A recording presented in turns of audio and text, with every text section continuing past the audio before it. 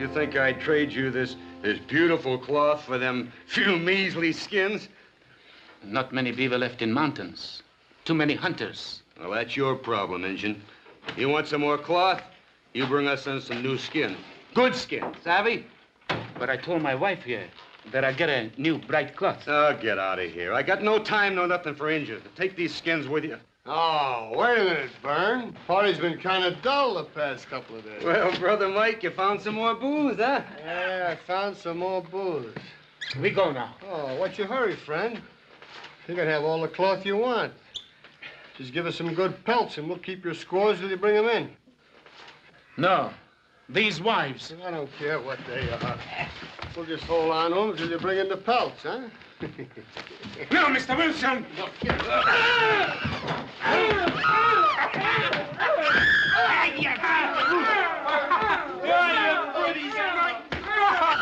out of here, you come back here again and I'll kill you. Hey, what my brother's done, we'll kill you! That's a little better, huh? Now we have a little more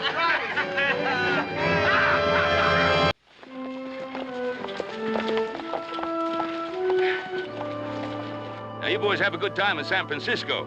And be careful of that Barbary Coast. Don't want either one of you shanghaied. Boy, you just relax. If a horse gets in any trouble, I'll take care of him, Bob. Oh, you just make sure one of those spangly women don't take care of you. And get back as soon as possible. Now, business is business, but we need you back here in the Ponderosa. Now, get!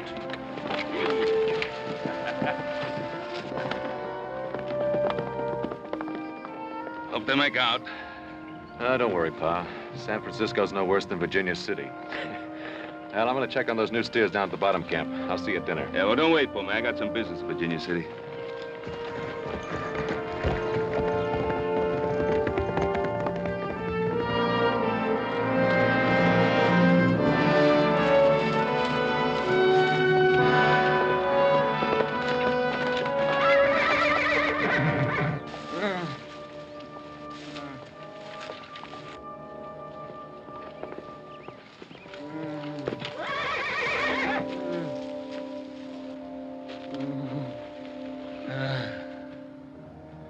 Bruno.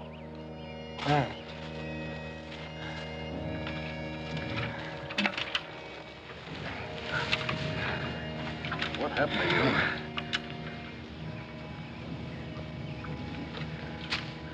Who did this? They took my wife. Your wife? Wilson's station. They're drunk at them. They have guns. Namta's wife. My wife. And they did this when you tried to stop them? My wife. They have her. They will... You don't have to tell me. We'll get them. Can you ride? Namta ride to Ringnose. For Braves. Ringnose is a hothead. Why didn't he go to Winnemucca? This is Paiute land, not Bannock. Namta say, Shoshone people not coward like Paiute. He say, Bannock's ride, kill Wilson men. They attack Wilson Station, this whole country will go up in flames. Come on, Bruno, we gotta beat them there.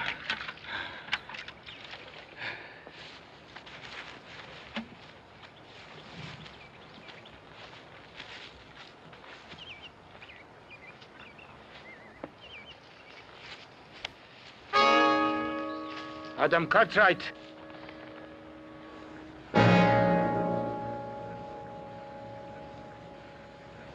Ringnose calls Braves, Adam Cartwright. We still have time.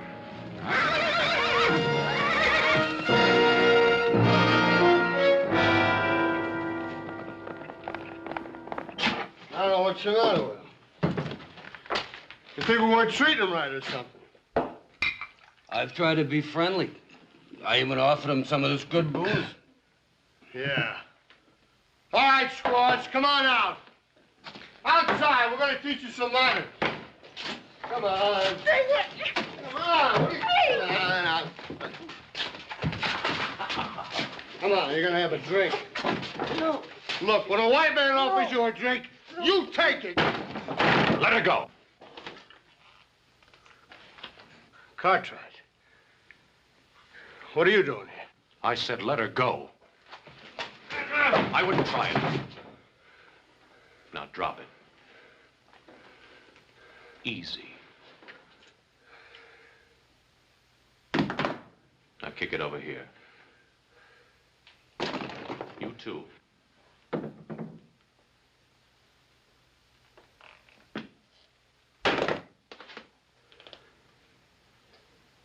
What's all this fuss over a couple of women? Indian women. Bruno, get him back to the Ponderosa. We'll take care of him there.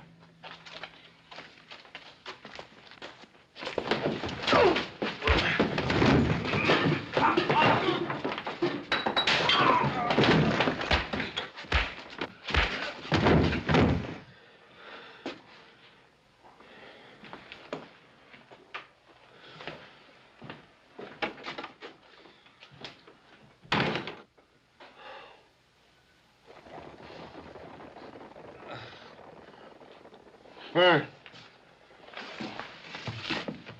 Burn. Burn. I'm sick. That Cartwright stole our women. Let's go get him. Go on. I'm sick. Phil. Phil, wake up.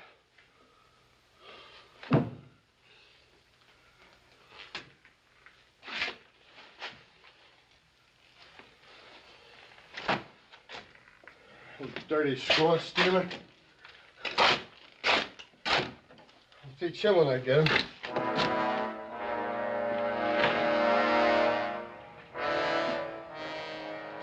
Dirty Indian lover. We'll see about that Adam Cartwright.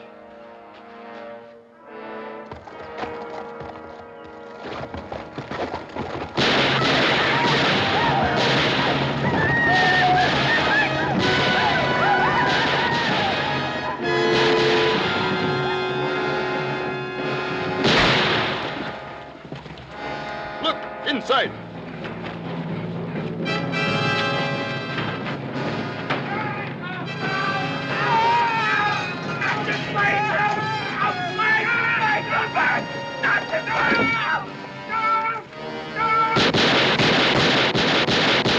We're headed for Sun Canyon.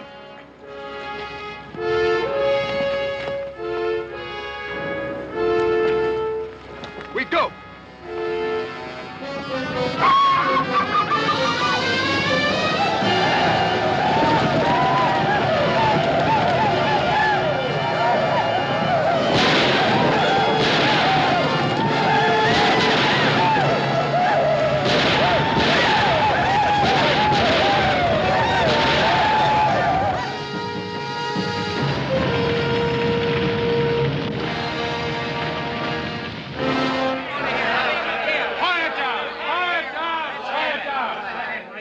Chance. All right, Wilson. I heard that holler. There was hundreds of them all over the place. Coming right at me. All painted up and naked. Who was it? Winnemucca? Yeah. Yeah, that's who it was. Winnemucca. Oh, Winnemucca himself. Well, I had to get. I started to ride. I saw some of them break in the station and drag out Byrne and Phil. I heard him scream. My own brother and my partner. And I couldn't do nothing to help him. It was awful. But why? Why Winnemucca? Of all people. Man, them Paiutes are running wild. Killed 7 or 8 men over in Sun Canyon. 7 or 8 men. Do you know who they were? Not all of them, but they flat butchered Joe and Ellie Lawrence right outside their cabin. Killing women. I don't need to know no more. Let's go get them. Hold it! Hold it! I agree. The Paiutes must be punished. If it's war, it's war. But you just can't stampede out the door. We've got to get organized. Maybe you're right, Major. You go ahead and start organizing. Well, I agree. I wasn't a major in the Army for nothing. We'll do this the Army way. We'll get as many men as we can. Oh, we'll get you close to 100. Don't reckon we need that many to handle a mangy mess of Paiutes. But anybody who wants to join us, tell them to come along. We'll march at daybreak.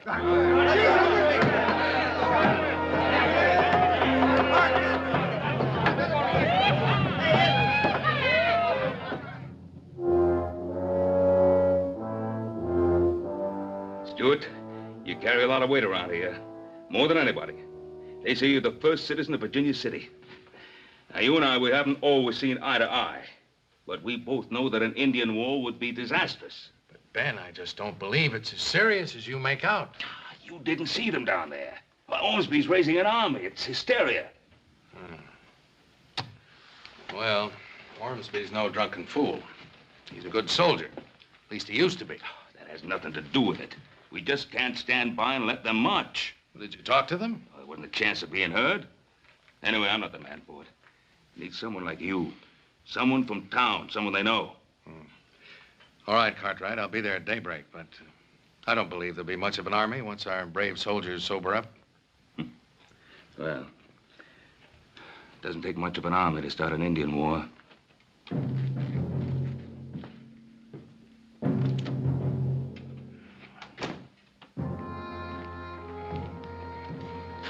They'll be all right now. They're in good hands. I think it might be a good idea if you were to stay here tonight. Thank you, Adam Cartwright.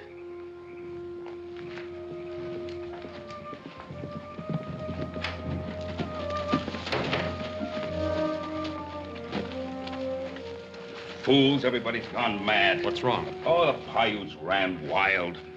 Wiped out Wilson's station, killed 7 or 8 people in Sun Canyon, and now Virginia City's gathering an army to go after them. Well, it wasn't the Paiutes, it was the Bannocks of the Shoshone tribe, Ringnose's people. What makes you say that? Bruno, Numpta, their wives are inside being cared for. Why, what happened?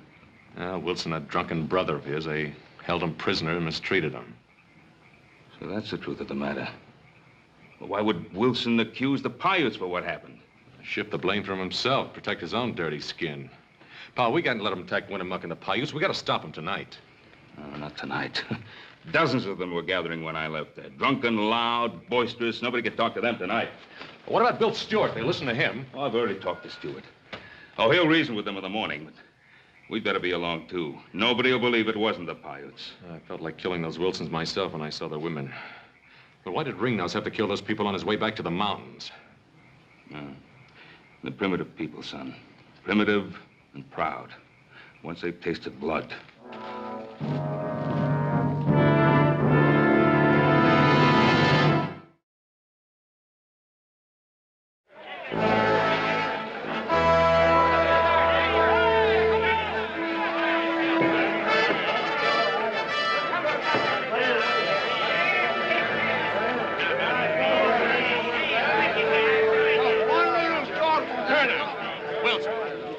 Yes, sirree, General. This is a sorry army. Where are all those men you promised me? Well, you know something, General? Overnight, most of them boys sobered up.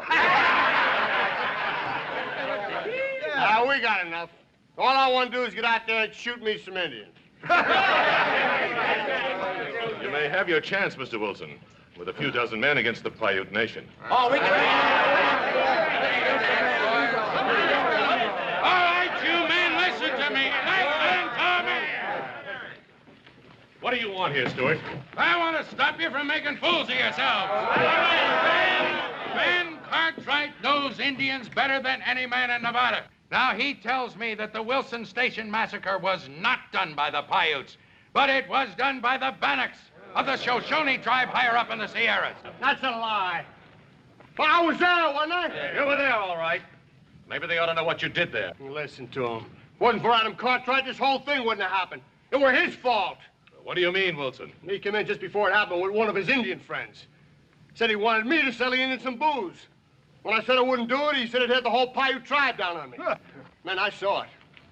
I was there. I saw them Paiutes with my own eyes. They took my brother and they took my partner and they tore him up in little pieces. Now we gonna let him get away. All right, now. No time to stand here and argue. If you men go out, drunk and disorganized, against Winnemucca's warriors, you'll be destroyed. I tell you, the Paiutes are innocent. Cartwright, that massacre took place before noon. Within an hour, there wasn't a Paiute in town. And Wilson didn't get back here with the news until late afternoon. Explain that if you can. The Indians have ways. I thought so. Murder has been done by Indians. We moved to punish them. All right, men, let's go. Just a minute. All right, Ormsby. Go out to Winnemucca, but go seeking a parley, not as a war party. Find out what the Paiutes have to say about all this. You going to ride with us, Mr. Stewart? No, I'm not. I can do more for you by staying here and keeping in touch with the authorities in Washington. I will go along with you, Major. My son and I. All right, we need every man. Those of you with horses, mount up. The rest of you fall in. General, fall in what? With this, I go to fight Indians.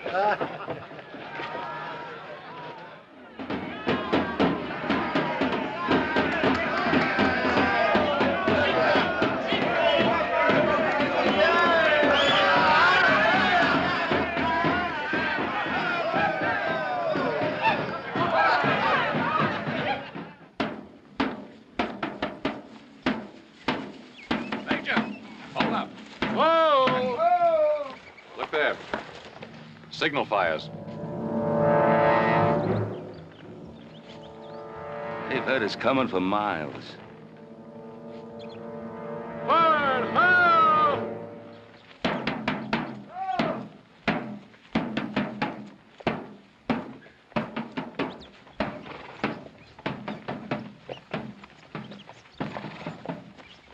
We do not know how many there are or what their purpose is.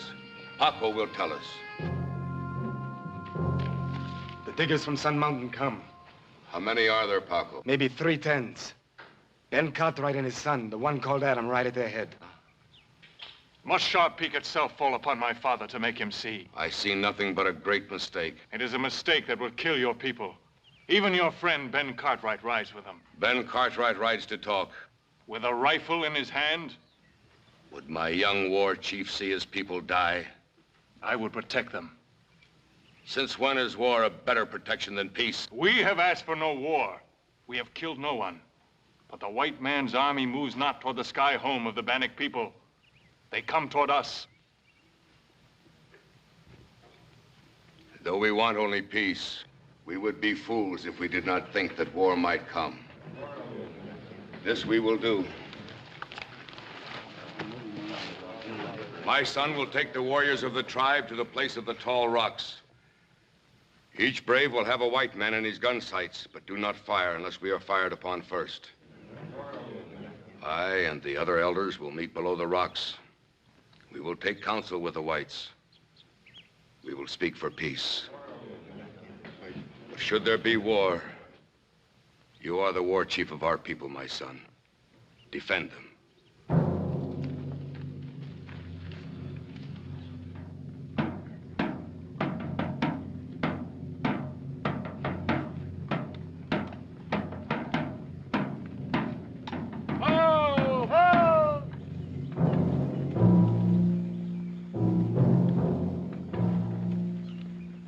Got a lot of brass. It's a call for a parley, Major. It's too late for a parley. We'll take him in. I wouldn't try it. What'd you say? Take a look around. One behind every rock.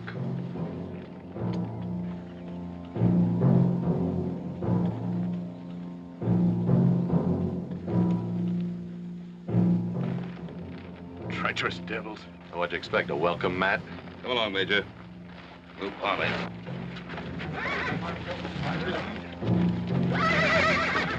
Cover them, they're gonna parley! Hold it, young boy. Yeah, hold it. Come on, listen. Yeah.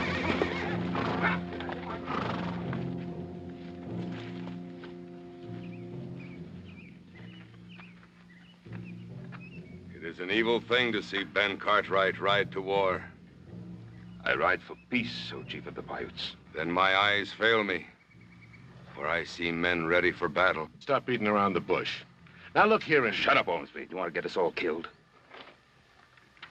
The Paiute wants peace. We want peace. Will we talk? We will talk.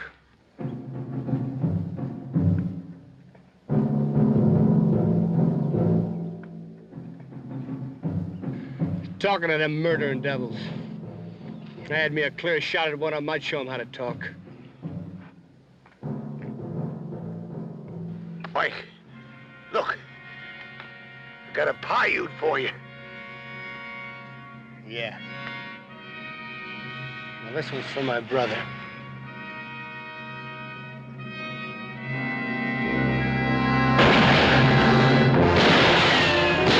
Stop your firing! Stop shooting! Stop firing! Stop firing!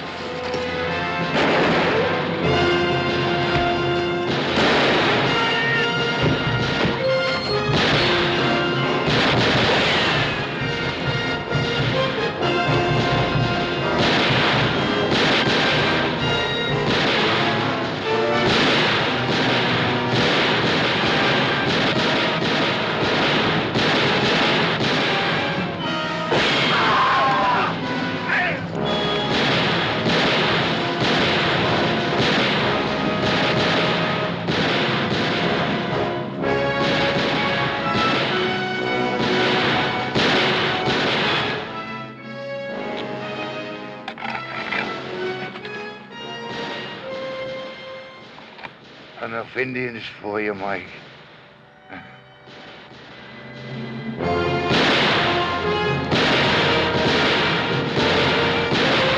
My son! No time for that! Come on!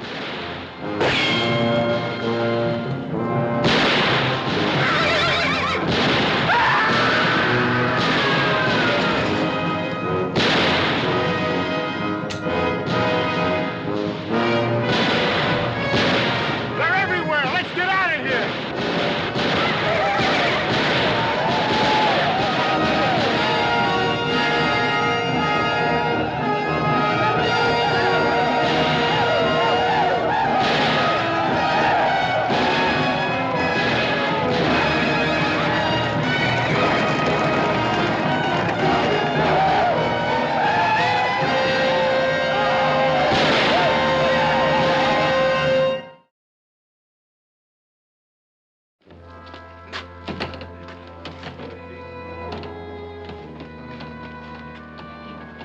Good Lord. All these men. Ormsby, too. It's a massacre. My son is dead. Dead. Stampeding out there. They're out of their heads with fear. We've got to do something. Yeah, well, you better do it quick. There's a couple of thousand Indians out there, and they're on their way here by now. Instead of cleaning him up, you better put a rope around his neck. What do you mean? He led us into a trap, that's what I mean. Everybody knows him and the Paiutes are thicker than blood. They killed his son. His son ain't dead. As soon as the shooting started, I saw his son run off the Indians. You talk, Wilson, but you better be telling the truth. Well, I saw Winnemucca drag him off himself. From the looks of things, it didn't take much dragging. Wilson? Is this true? I wouldn't count on it, Ben. If Adam is alive, it'll just mean that a lot of people will ask questions as to why he was the only man spared. I don't care what questions people ask, just as long as he's alive. Ben, go back to your ranch. Go on now. If the word gets around, it'll just mean trouble. Now, go on.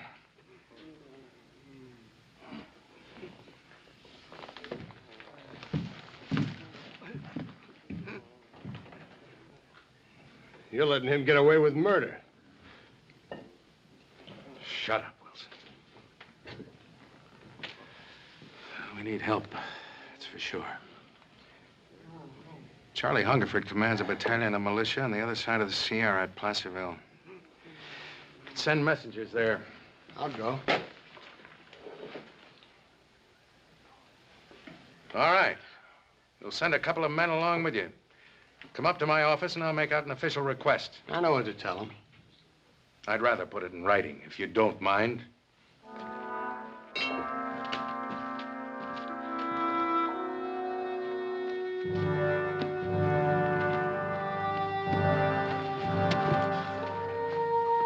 Winnemucca, have you gone mad? Be silent!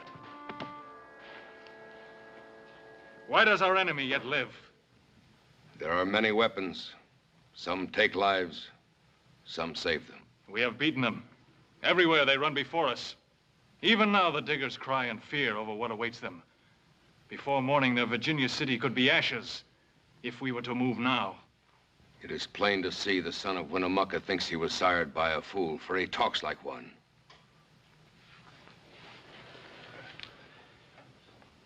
Adam Cartwright, but for my hand, you would have long ago have fed the fires. Answer me in truth.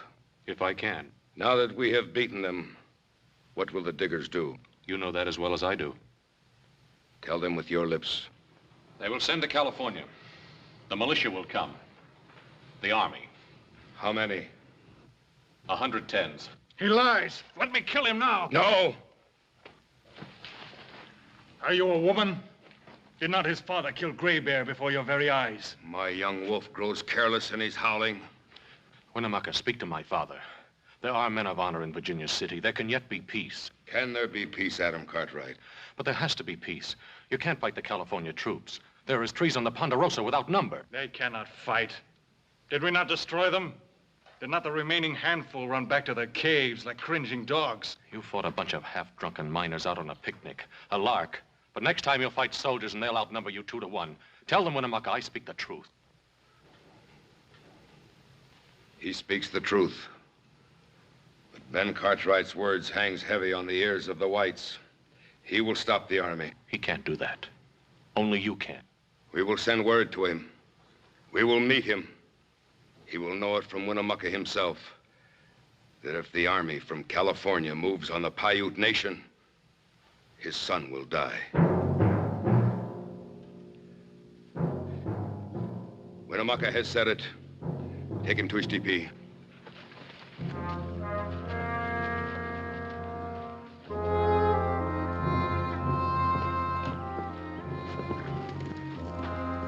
Little Joe! We heard about the trouble in Sacramento. Decided horse started going up to San Francisco. I'd come back and see if I could give you and Adam any help. Where is he? Winnemucca's holding him prisoner. Prisoner? Was he all right? Well, I received word through a messenger last night. Winnemucca's bringing Adam to Truckee Rock. I'm to meet him there. Yeah, well, how did this whole Not thing... now. I'll tell you all about it later.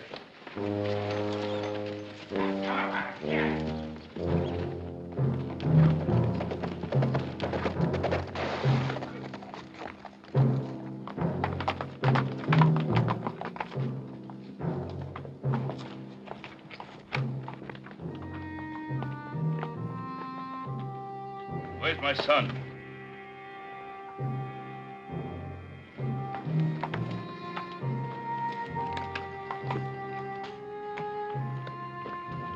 Stay. Are you all right, boy? All right, pal. Not if vigilantes run you out of San Francisco? Do the soldiers come from across the Sierra? They've been sent for. Then you will stop them, or your son will die. Winnemucca, we're friends. You must not do this. My people are my friends.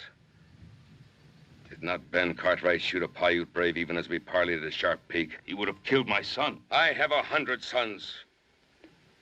But you will stop the soldiers, Ben Cartwright. For you shall have no more than 2. How do you expect us to stop an army? Pa, Bruno. Bruno and Ringnose. If Ringnose were to tell the truth about Wilson Station, perhaps the army will not attack the Paiute. But you must give us time to ride to the high mountains. We will attack no one. But we will defend ourselves in our homes. Winnemucca, I would talk to my son. You may talk.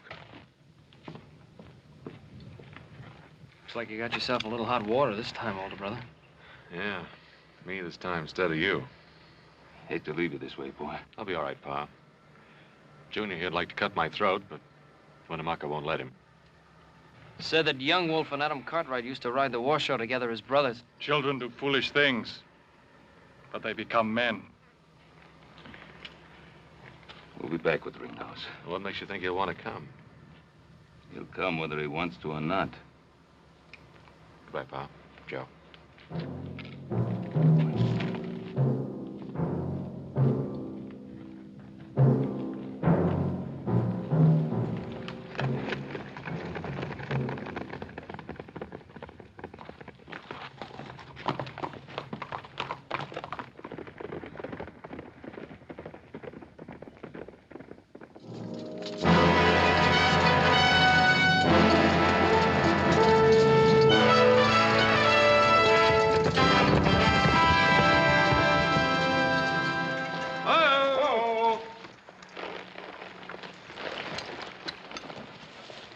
Ben Cartwright. Major Hungerford. Didn't expect you so soon. We got here as soon as we could. Captain Kelly, we'll take a few minutes rest. Yes, sir. Flanks out! Troops dismount! What Mr. Wilson says, we couldn't get here too soon. You know Mr. Wilson? Oh, yes. Yes, I know Mr. Wilson. My son, Adam, told me what happened at his station. Hungerford. Ask him how come his son Adam is with the Paiutes alive, when the rest of the men they caught were chopped to bits. He and his whelp led us into a trap. Major, it was not the Paiutes that raided his station. It was a party of Bannocks, part of the Shoshone tribe. Cartwright, you're a liar. Mr. Wilson. Major, I was there. I saw my own brother killed right before me. Winnemucca and some Paiutes, they came in and shut up my place. It was not the Paiutes, it was the Bannocks. And the reason they killed your brother was because of what you and he did to a couple of Bannock women. The husband of one of them worked at my ranch. Look, everybody knows that he's been on the side of the Paiutes right along.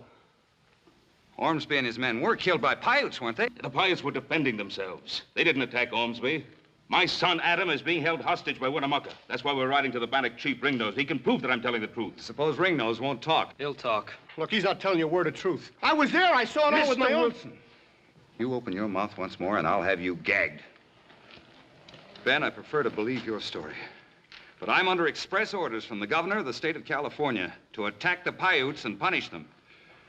This much I can do.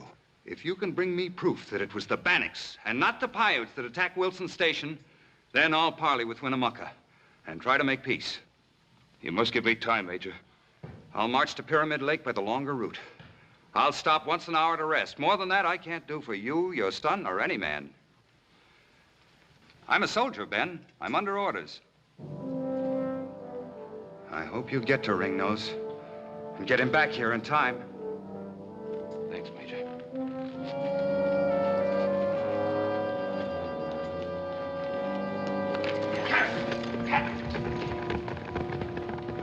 You don't believe him, do you? If what he says is true, you'll go back to Sacramento with me, Mr. Wilson. In irons. Captain Kelly, on patrol.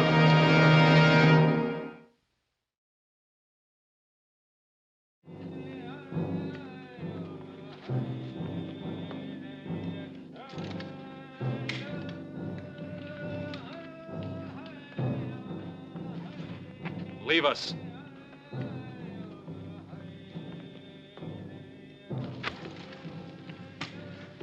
It had been better if you'd lied. And the soldiers are coming. You'll never see them arrive. Stay your hand. Already the soldiers march. It was your word that Adam Cartwright die. They are not yet here. Leave us, my son. Is there not a battle to make ready? Do you remember this knife? I remember. My father gave it to you. Yes. I gotta return it to him now.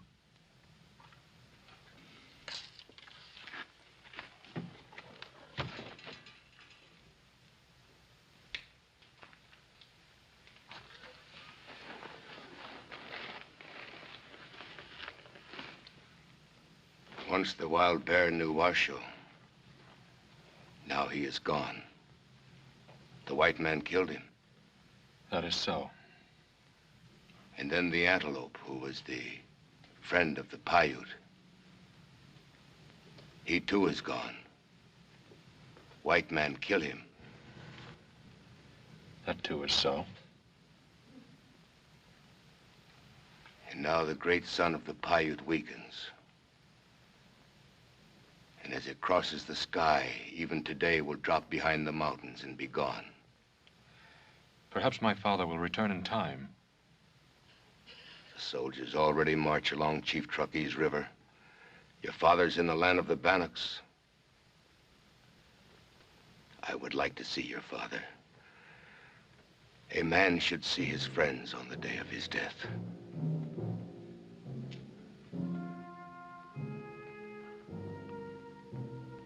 At the head of the California soldiers rides a man named Hungerford.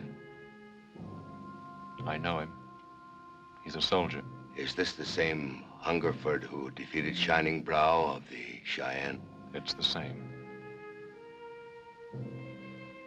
100 tens of men and more and cannon. All this to defeat an old man, his son, and 30 tens of Paiutes. Do our small lives mean so much to your people? Don't fight them, Winnemucca. Wait. Surrender if you must, but give my father time enough to return with Ringnose. There will be no more talk, even though I willed it.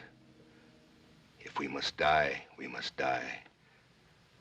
For the ways of the wild things are the Paiutes' ways, and the wild things too are dead.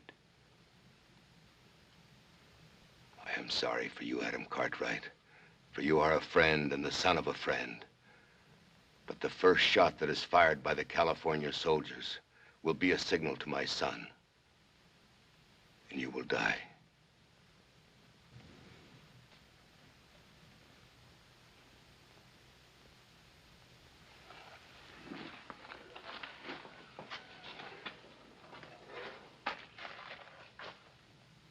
And even as you die, it will be like a small part of myself that dies with you.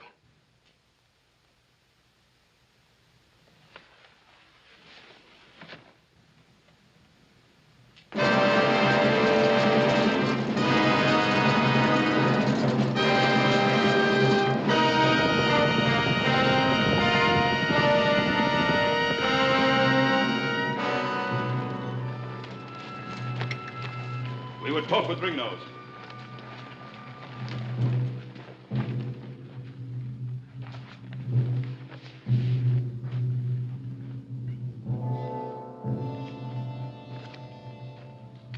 You are brave to ride into the camp of the Bannock.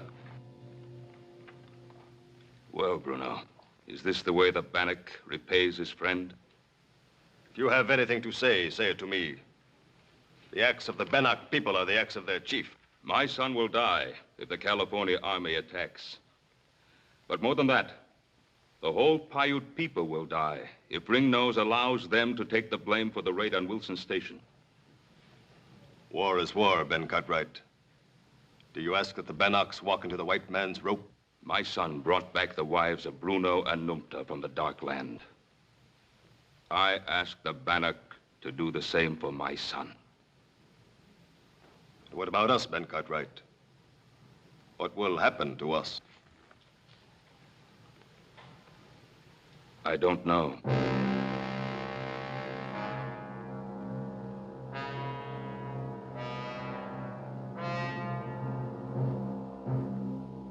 The debt must be paid. Get Numta. We ride.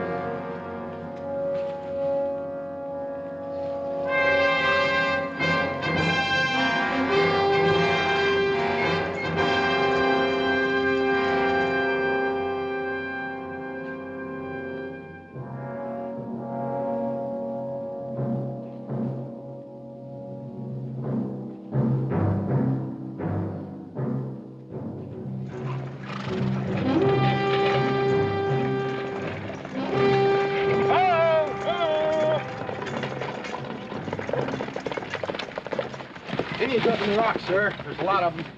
Mr. Kelly. Yes, sir. Any sign of Ben Cartwright? No, sir. The rear guard is looking for him. Well, we can't delay any longer. Have the men from Fort Alcatraz cut around to the high ground. I want a flanking fire on the Indians. Have Sergeant O'Banion move his field piece to the high ground on the other flank. Deploy your companies on both sides of the trail as foragers. Send the bugler to me. You'll advance at my command. Return fire if fired upon, but otherwise let no man fire without orders. Move your men out. Very good, sir.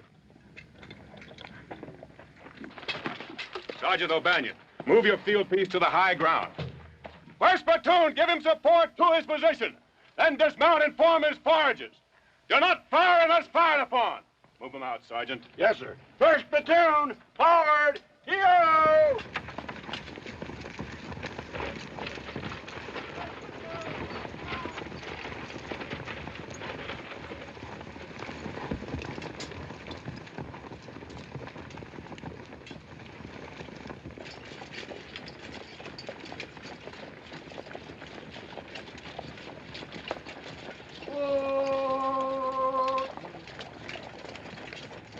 Do not fire unless fired upon. Dismount and form as foragers. Carry out the order. It's moved.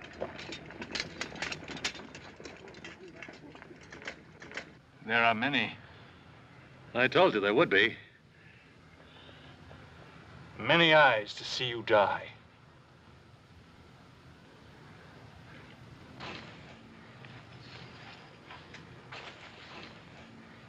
Get your intervals. Corporal Hollister, deploy your men on the high ground to the right of that big rock. Carry on. Follow me. Come on, men. Form is falling. Fall in. Come on, fall on with him there. Up here. Hurry up, hurry up. Fall in. Take an interval. Take your interval, men. Form is foragers. Come on, men. Form is falling. Fall in. Come on, fall on with him there. Up here. Hurry up, hurry up. Fall in. All ready, sir. Very good, Captain Kelly. Form is foragers. Bugler, sound the advance. Follow me.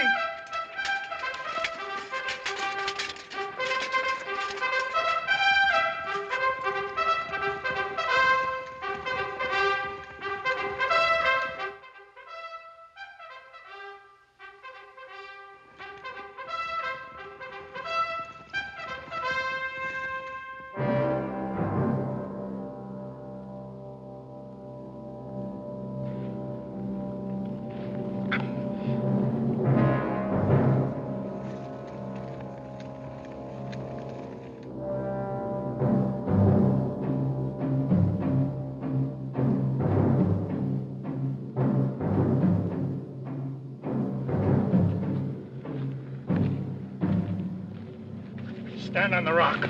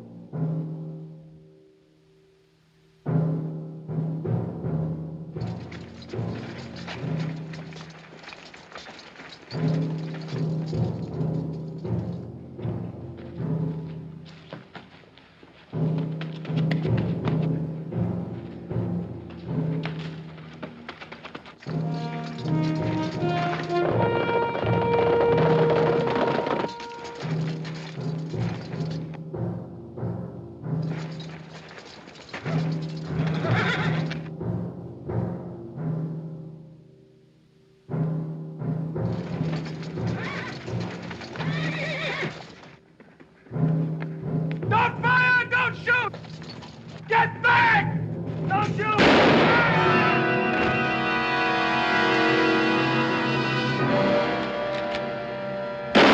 Fire at will!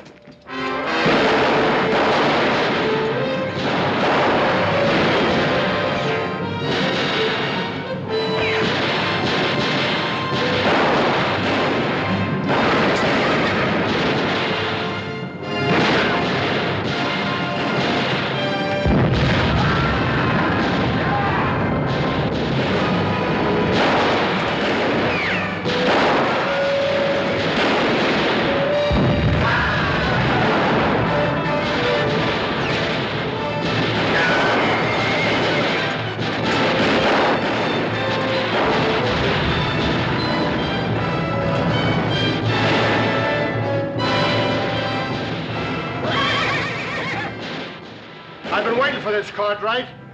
I'm gonna kill you.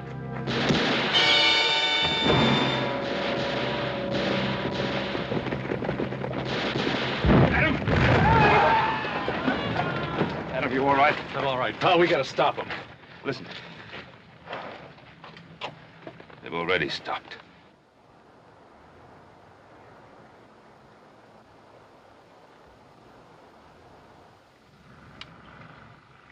God help us, what have we done?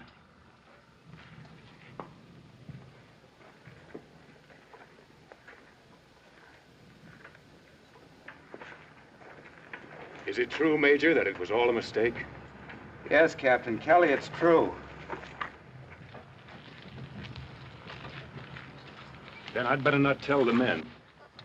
You tell them, Mr. Kelly, loud and clear. I want every one of them to know what happened here today and why it happened. Yes, sir. What about the Bannocks?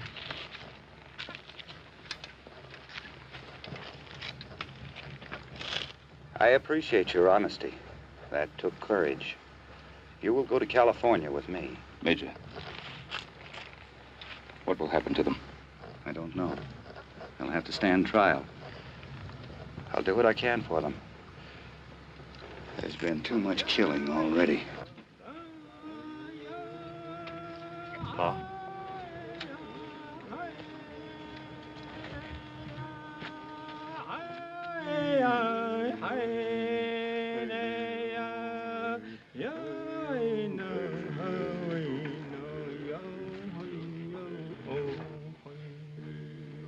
Winnemucca. Your son lives. We mourn your dead son. I do not mourn for my son. I mourn for all my sons.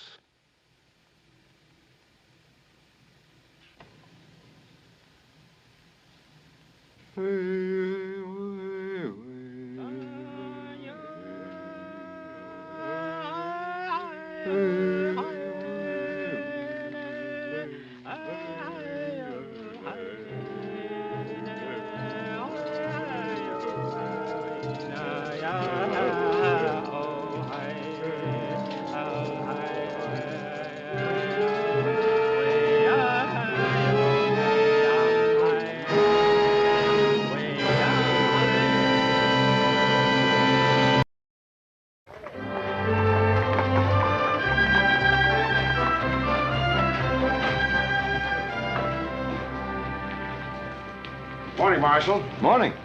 Just tell me where I can find the offices of your newspaper. Turn at the first street, about a half a block down. You can't miss it. Thank you kindly. Hey, can I help you? Maybe the boy needs a hand. Oh, the Cartwrights can take care of themselves. Well, it sounds like he's getting the worst of it. Yeah, sounds like he is. Looks like somebody in there is hard to convince. Say, you are the marshal here, aren't you? That's right, stranger. Well, shouldn't you go in there and break it up? Reckon not. People in this town mind their own business. Get out of the way. No business in that poker game. Look, I told you to stay out of it. Listen, little Joe. Pa told me to take care of you, and that's exactly what I aim to do. Yeah, well, I can take care of myself. Little Joe, you get up on that pony right now, or else I'm just going to naturally clobber you.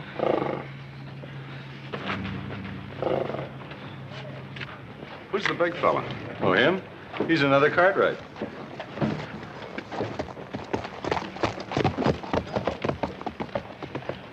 I'm new in Virginia City. So I noticed.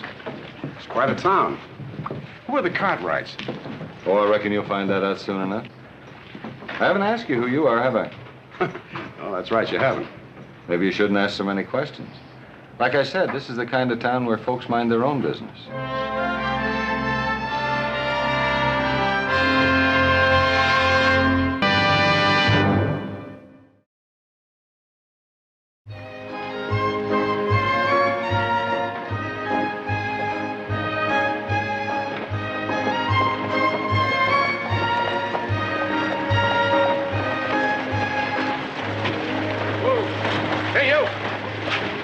For me, my good man. Oh, yes, sir. That won't be long, my dear.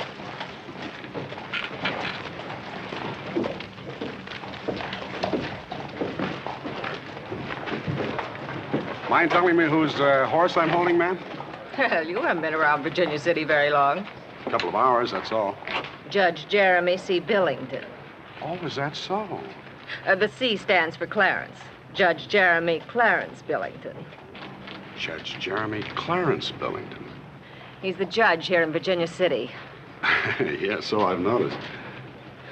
I'm his wife. The judge says I'm a big help to him in his career. Oh, I can see that for myself, ma'am. Virginia City Superior Court judges, many friends in Virginia City, have prevailed upon him to again seek office in the coming election as judge of the Superior Court. Very nice. There you are, my good man. Oh, thank you, sir. Thank you. Many? How many times have I spoken to you about talking to strange men? I wasn't talking to him. He was talking to me.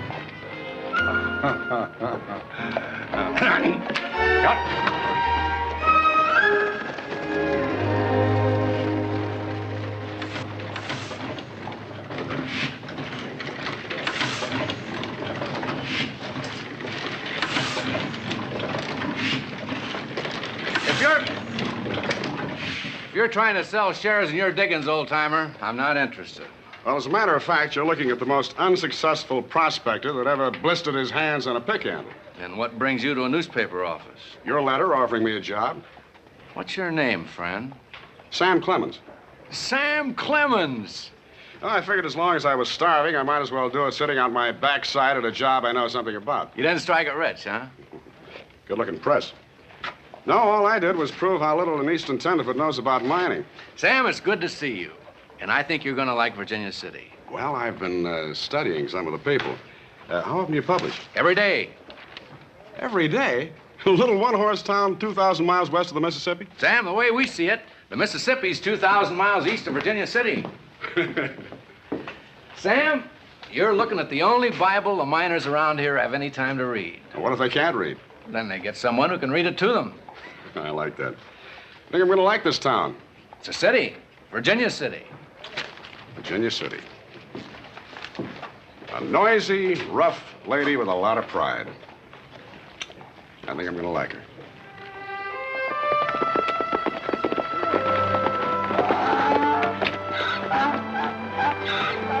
Over here.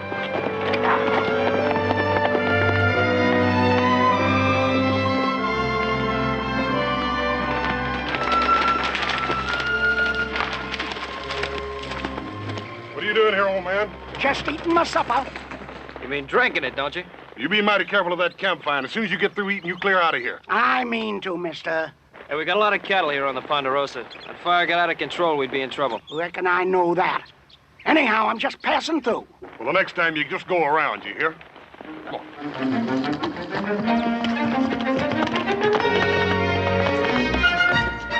High and mighty. Think I ain't got no sense. Telling me to put out a fire. Them Cartwrights. Oh, get their comeuppance someday.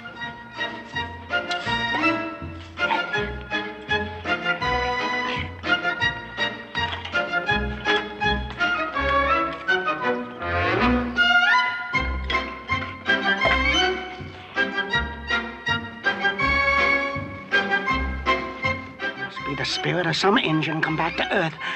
Come on, Mule. Let's get out of here.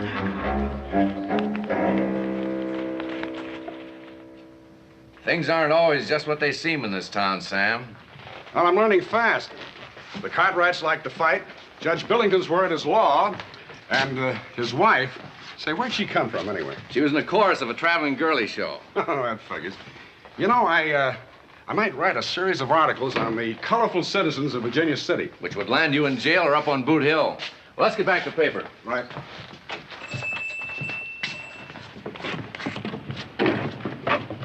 Quite a lot of characters you got here.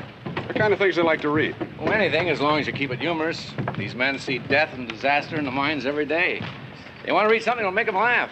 And make them forget that maybe tomorrow they'll be dead or broke or both. That's right.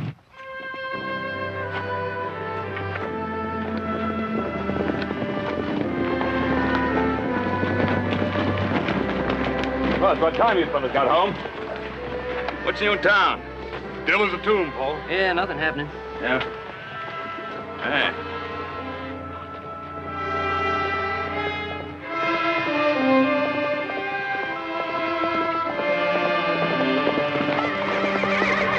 Bunch of men camped in High Valley. What are they doing there? I don't know. Let's find out. All right, come on, let's go.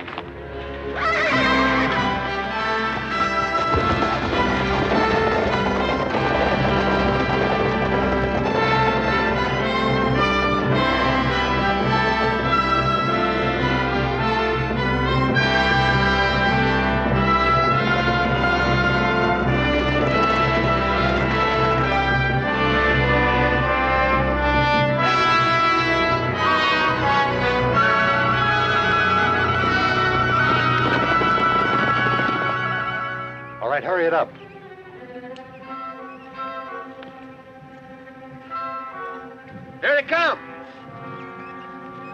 Get that stuff in the wagon, quick.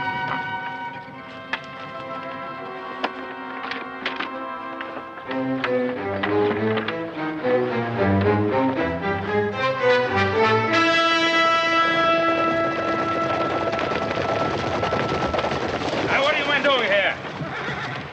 Wait a minute, Cartwright. We don't want any trouble. You're trespassing on private property, mister.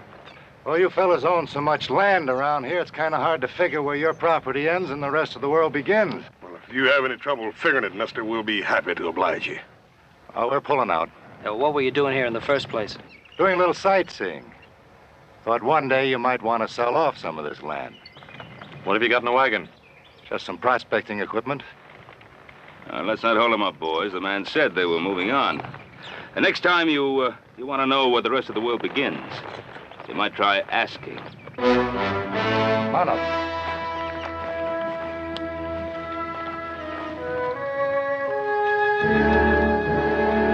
All right.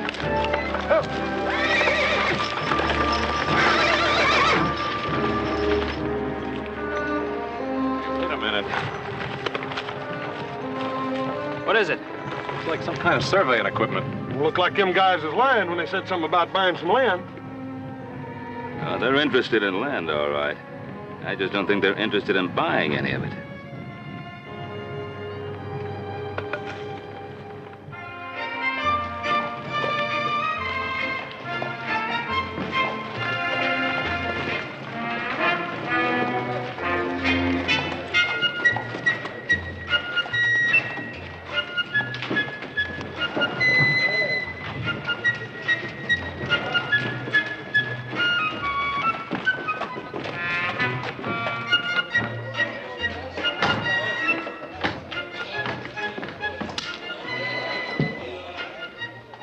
Drinks are 2 bits, old-timer. Oh, half a drink, maybe? I can't recommend it, but help yourself. Oh, thank you. That's mighty sociable of you, stranger. Mighty sociable. I don't know you, do I? Nope. Then how come you... Well, let's just say that today I'm filled with the milk of human kindness.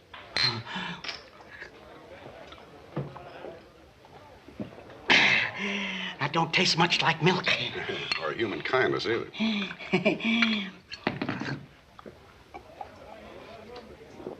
I sure needed that one. Covered a lot of territory today, huh? Oh, all the way from Ponderosa. Ponderosa? I didn't know the Cartwrights allowed prospecting. Well, they don't. They run me off at high noon. But they'll get their comeuppance. I never saw a spirit dogging a place yet. The trouble didn't bust out. A what?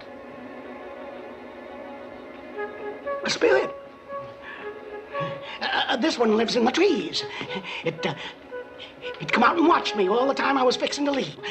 Who watched you? The spirit. And what did the spirit look like?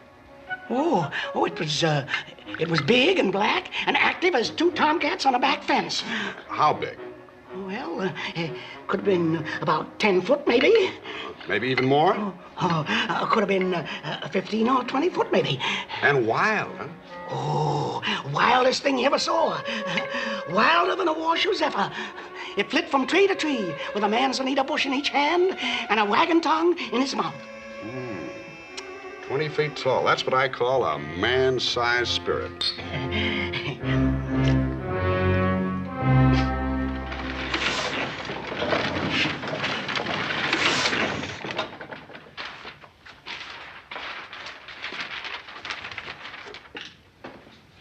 Reported to be 20 feet tall and covered with long black hair. The wild man is said to flit from tree to tree carrying off cattle and picking his teeth with a wagon tongue. By all that's wonderful, whatever inspired this?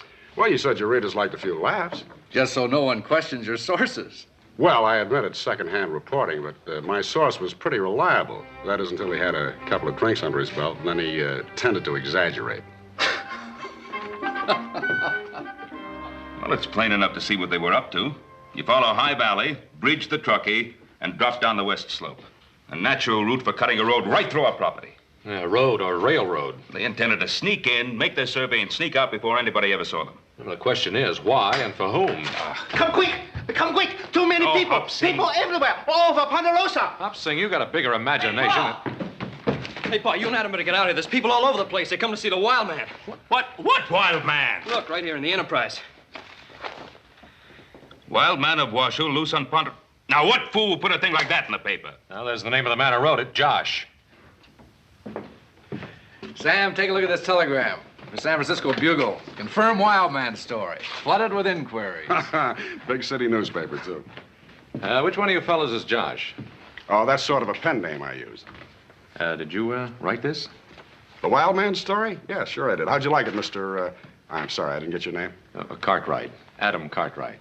I'm Sam Clemens. I haven't been in Virginia City very long. Then I'm afraid you're not going to be around very much longer, Mr. Clemens. You see, this little contribution to literature brought 500 people tramping across the Ponderosa this morning. As many as that? Yes, they ruined a field of hay and scared the wits out of a herd of cows.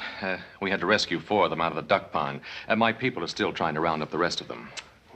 Well, it was just a bit of sagebrush humor. We had no idea folks would take it seriously. Yes. Well, I want a retraction of the wild man story to keep these fools off our land. Oh, well, I'm afraid that's kind of hard to do, Mr. Cartwright. You see, I got the story from a very reliable source. Then you leave me no choice. I presume you know how to handle a gun. Oh, now, hold on, Mr. Cartwright. I haven't got any gun. Maybe you're pretty good with your fists, huh? Why, sure. When I was steamboating on the Mississippi, the fellow didn't like me very much. We had quite a fight until I tripped over a rope. Of course, he outweighed me about 5 pounds. Come to think of it, I sort of hate to mess up these new clothes I just bought. Couldn't we settle this a little more peaceably? Are you trying to make a fool out of me?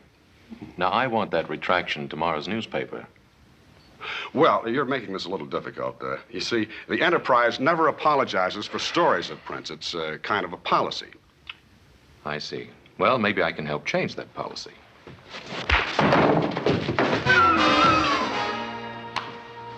Now, you understand about that retraction? You'll get your retraction, Mr. Cartwright. Thank you. You all right, Sam? Whew. I kind of like those Cartwrights.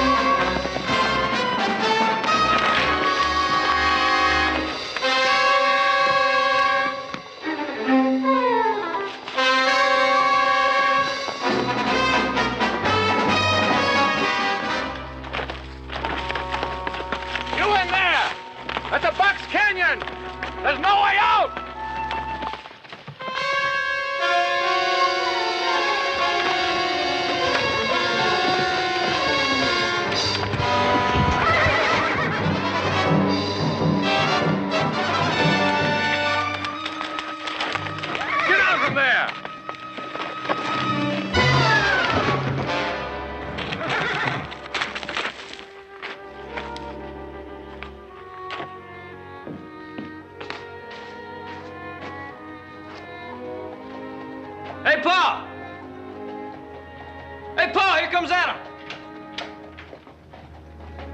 Got somebody across his horse. Maybe it's that Josh fella.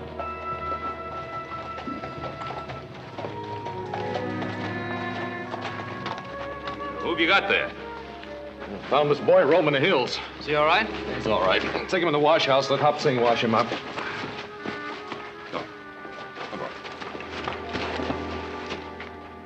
Seems to me this Josh fella had you buffaloed, Adam. Well, what are you going to do when a man won't fight? What kind of a man is he? A coward? I don't know. Anyway, he promised to print a retraction. Well, I certainly hope he does. I don't want some fool reporter printing stories that'll send more people out here. It's hard enough as it is to keep an eye out for strangers. Now, listen, boys, I want you to be careful. Don't ride out by yourselves anymore.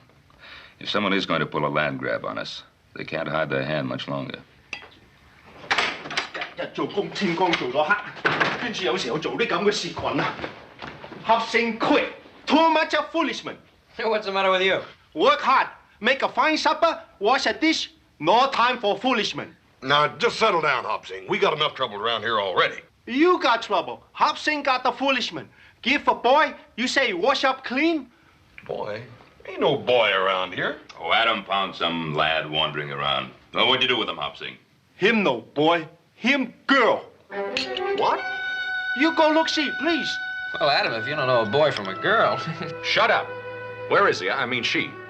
Still in the wash house. Well, bring her in here. No can do, boss. Burn up clothes. All fairly bad shape. You know, I think I better see what I can do about this. Maybe you just better stay right where you are.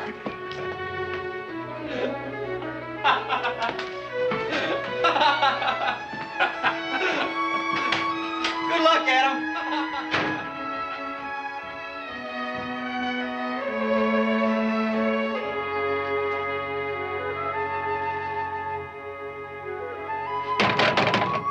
You in there! Put this on and come on out. I tell you, I found her in the brush, and that's all I know. Yeah, well, you should have asked me, Adam. I could have told you it was a girl. Well, what are we going to do with her? Oh, we'll get rid of her. This way, Missy.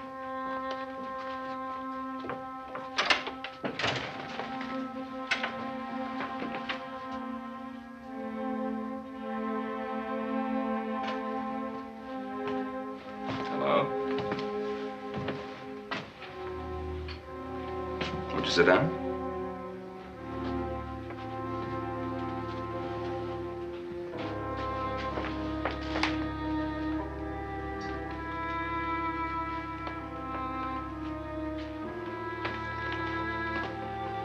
What's your name, child?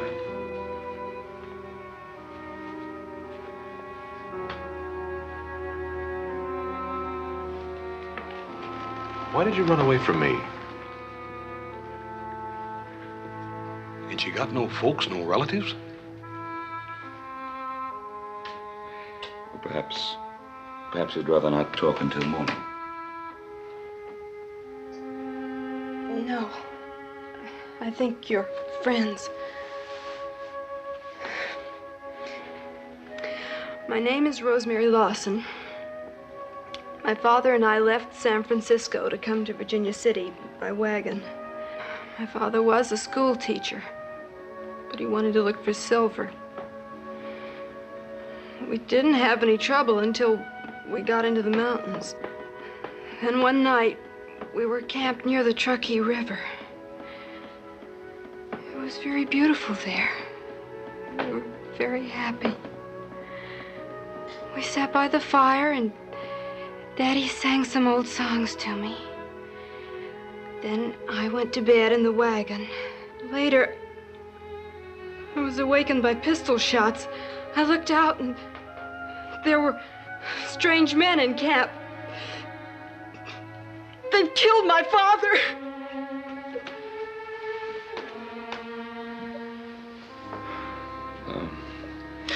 I think you've talked enough for tonight, Rosemary.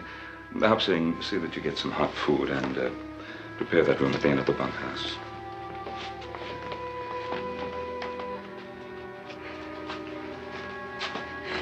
You rest well. Remember that filly colt we found in the upper pasture last spring? Some skunk of a hunter had killed its mammy. Yeah, I remember. She was scared to death, too. It took us all day long to run her down. They did more to her than kill her father.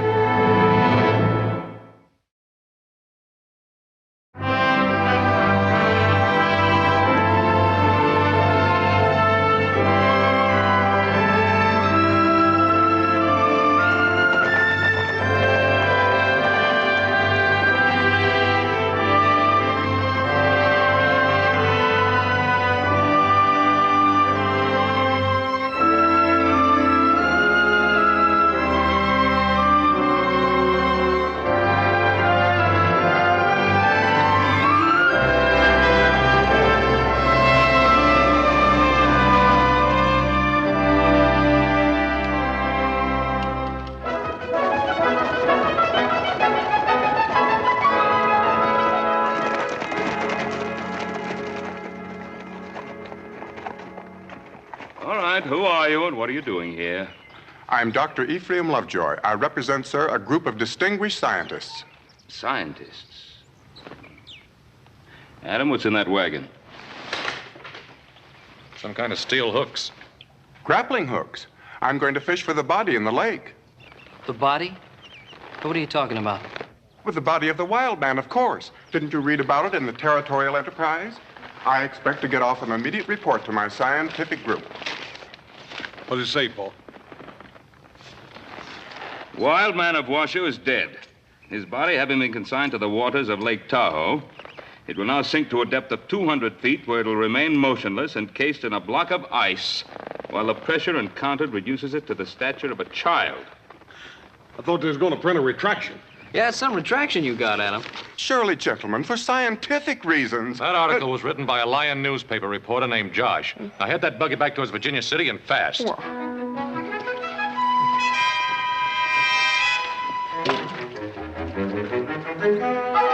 And put out the fire.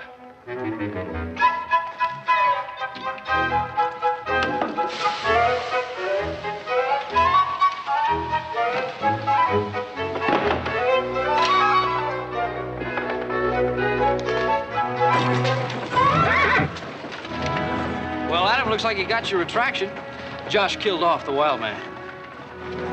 Well, the next time I'm in town, I think I'll pay this Josh fellow a little visit.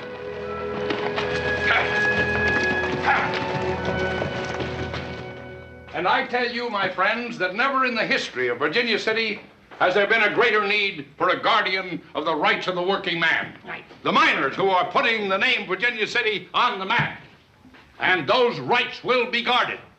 Now then, gentlemen, step up to the bar. The drinks are on me. That's right. Drink up, boys. It's on the judge. Yes, sir. There's two ways of winning an election. One's by going around making speeches, and the other's by sitting still and making friends. Friend, here's mud in your eye. Well, I remember you. And I remember you, Mrs. Billington. Friend, see you on election day.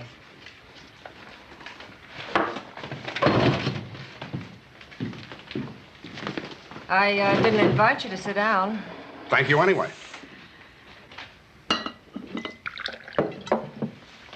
You're a very good health man. And to the election of Jeremy C. Billington. You didn't come here to buy my vote. Well, he's the best man, isn't he? And what I always say, let the best man win. Don't you worry about it. My husband always wins.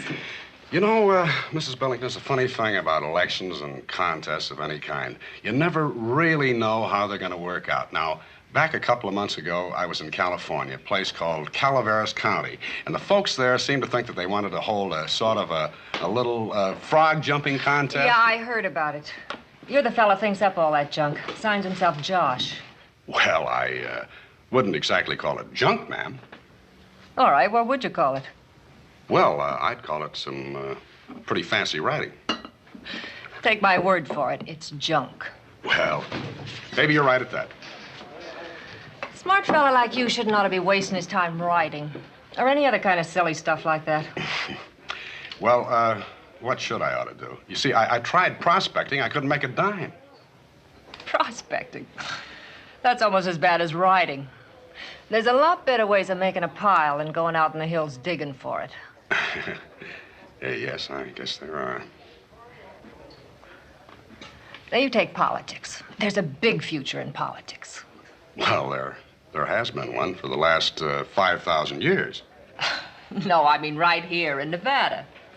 A fella like you could go places in Nevada. Well, you see, there are a few places I'd rather see first. Well, what kind of places you talking about? Oh, London, Paris, Rome. You see, when you're from Missouri, you've got to get out and take a good look at the world. Well, whatever for? Oh, to understand your own hometown, the friends you had when you were a child, sailing down the Mississippi in a raft, and, oh, you know, all kinds of junk like that. Believe me, you won't make a dime doing that either. The money's out here in Nevada. Like when you get elected judge? What's wrong with being elected judge? Oh, nothing, except the way it's done. You may be able to buy some votes with this, but you won't be able to buy what we print in the Enterprise. One way or another, my husband's going to be elected judge.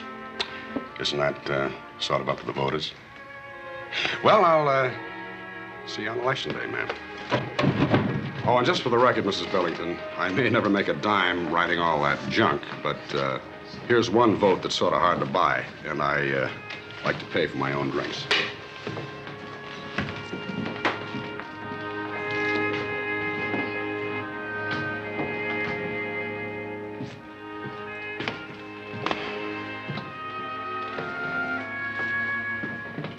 Sam, I need a filler for page 3. You know, something short and snappy. Yeah, I know. Give him a few laughs, huh? What's eating you?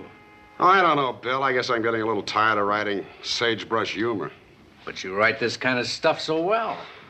Well, that's just it. It's stuff. I like humorous writing, but I like to say something along with it. You make the miners laugh. That's the important thing. It is? How about making them think for a change, huh? About what? Well, the election, for instance. About the Right Honorable Jeremy C. Billington. I don't think anybody in Virginia City knows there's another man running for judge.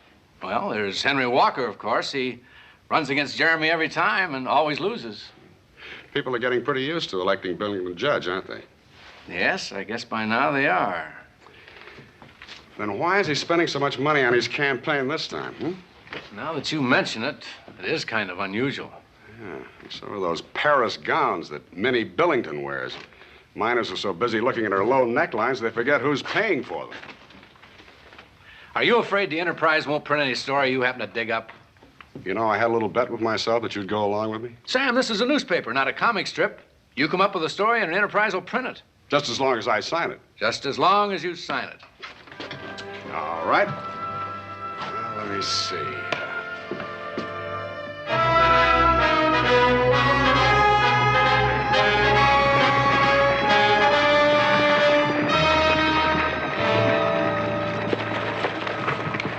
Let's get out of here.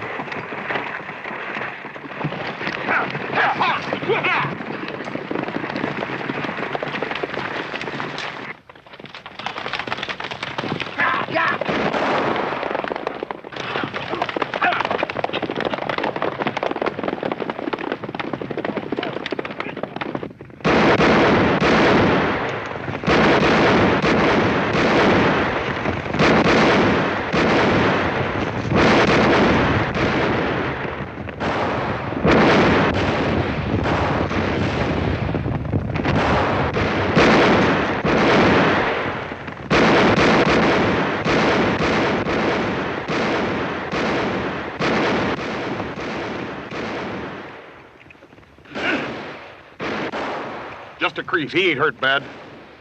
You better have a good story this time, mister. I've got nothing to say. Well, you better think of something. Look, Quick. why take it out on me? The man you want is back in Virginia City. Get his horse.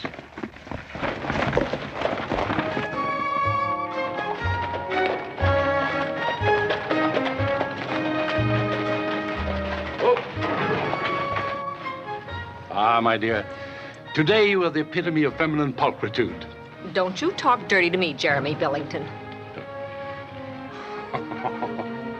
I won't be long, my dear.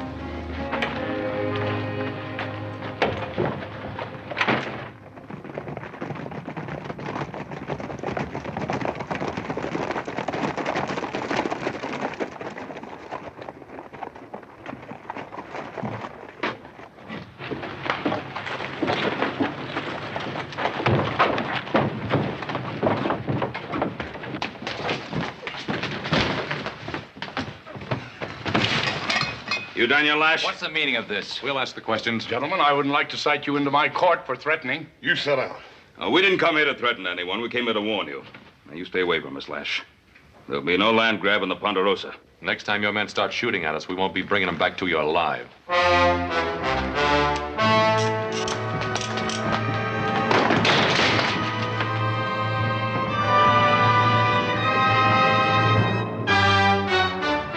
What do you think happened?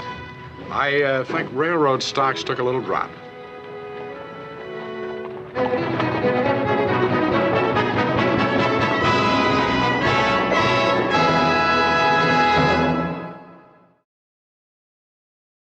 It just doesn't make sense, Pa. Why would they bypass the main railroad line just in order to cut across the Ponderosa? 25,000 acres of prime timber and grazing land, that's reason enough, isn't it? Why, the railroad people could grab that much land just by checkerboarding a right-of-way across our property.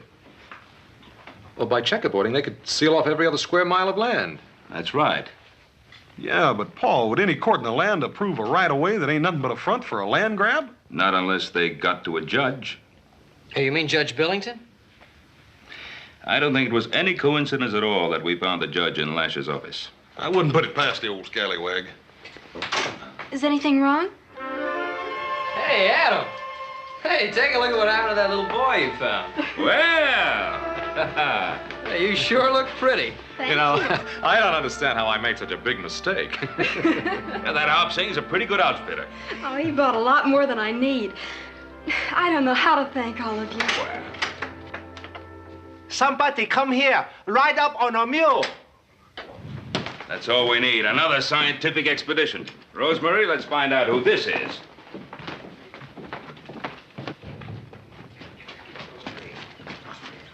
That newspaper reporter. Afternoon. We printed the retraction about the wild man. So we noticed. Would you care to meet him? Wouldn't that be a little hard to do? After all, it was just something I sort of dreamed up. Well, Mr. Clemens, I think you should be given the opportunity of meeting the wild man. There she is. You mean she's... That's right, Mr. Clemens. There's your wild man. 20 foot tall with a manzanita bush in each hand and a wagon dog in her mouth. Well, I don't know what they're talking about, miss, but you're the prettiest wild man I ever did see. Thank you. Mr. Clemens, to what do we owe this visit?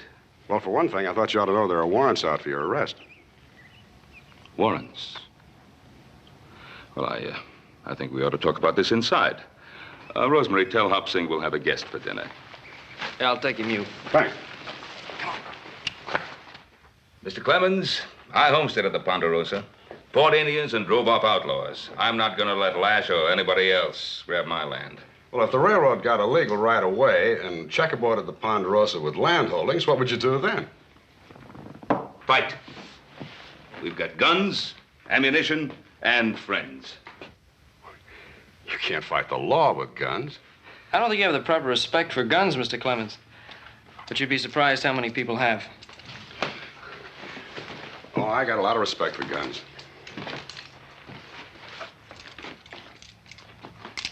Good balance. The thing is that sometimes you get right smack dab into a fight that you can't settle with guns. Or with fists. That's right. Now, if our hunch is correct, everything depends on defeating Billington in the election so he won't sell out to the railroad. Looks to me like we ought to get started then before the election. You can't defeat a politician with guns, but you might be able to with laughter. You mean laugh him out of town? Something like that. Sometimes the pen is mightier than the sword. Well, I don't know, Mr. Clemens. I think I'd have to put my money on the sword. Yes, up against that crowd, I think I'd count on my guns. Oh, wait a minute, boys.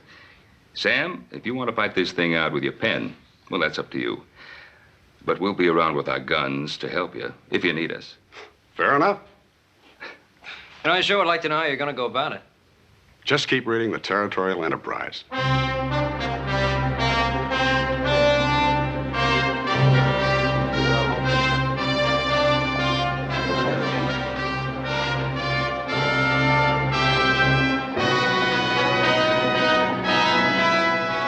Professor Personal Pronoun runs for office in Virginia City by Josh. Jeremy C. Billington, friend of the miner, the mill worker, and the back alley dog, spoke at a political rally last night. Most of the speech was devoted to the nobility of Mr. Billington himself. An alarming number of sentences began with the pronoun I, which qualifies the judge as a professor on the subject of personal pronoun. During the discourse, it was possible for this reporter to discover that the professor is against sin, gravy on the vest, and overflowing water closets. Hey, this fella Josh gets right to the seat of the trouble, don't he? I guess our friend Josh knows what he's doing after all. Josh claims Professor Personal Pronoun will provide more free air, stronger zephyrs, taller mine mules. He's making a fool of you. That doesn't mean a thing. I'll beat Henry Walker by 3,000 votes. Billington, I've got too big a hand in this game to take chances. No quack newspaper reporter is going to stand between me and the Ponderosa.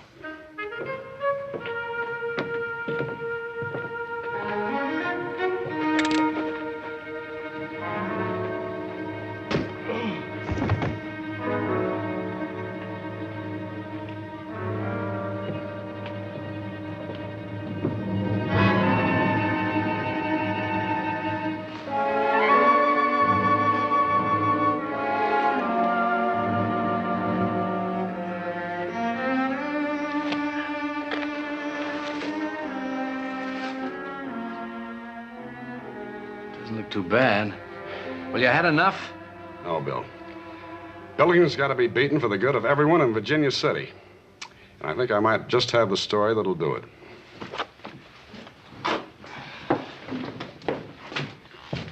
Sam. Sam!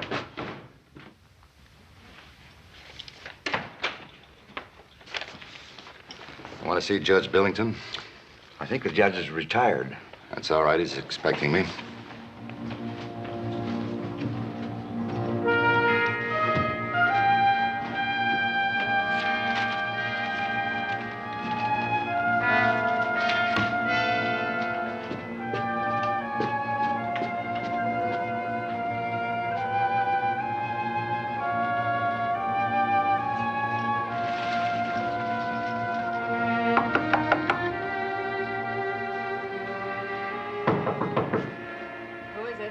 I'm from Lash's office. It's about time. Is it in gold? Yes, it's gold, all right. We had to collect it from one of the gambling places. That's why I was late. Well, let me see it. Let me see it.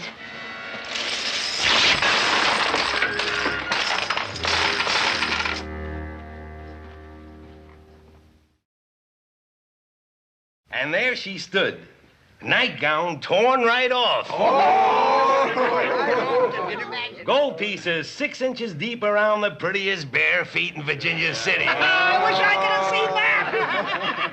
have seen that. Money may be the root of all evil, but a lady without a nightgown sure takes the curse off it. Maybe Mr. Daniel Ash's foreman has a case pending in Professor Personal Pronouns Court. But if he has, we're sure this was just his tribute to feminine beauty. Beating up that reporter didn't stop him from writing more stories. Well, there's one way we can stop him from ever writing another line. That might be better all around. He won't amount to much as a writer anyway. I can make sure of that. Get him out of my way. Permanently.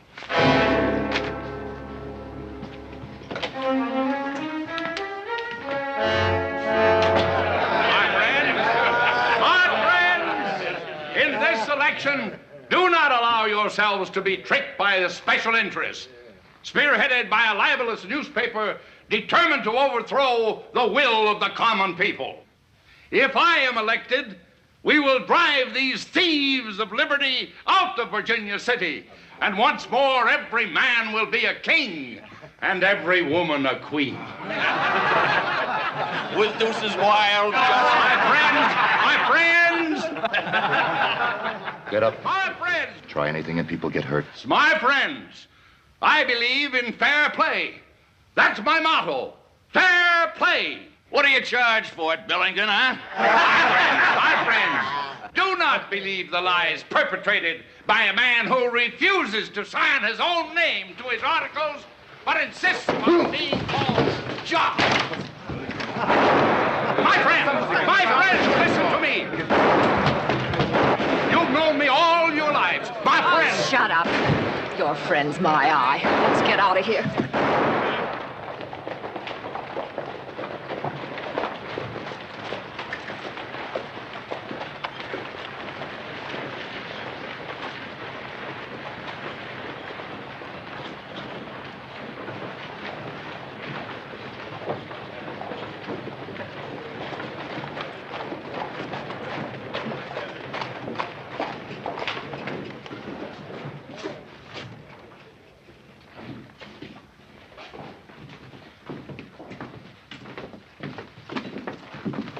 Where's Sam Clemens? He's covering the political rally.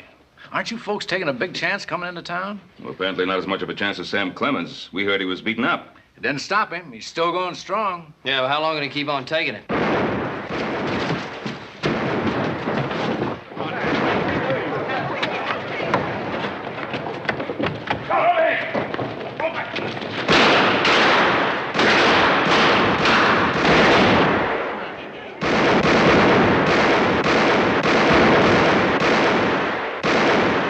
Some help. That must have been quite a rally. I gotta get the story on the presses. All right, now!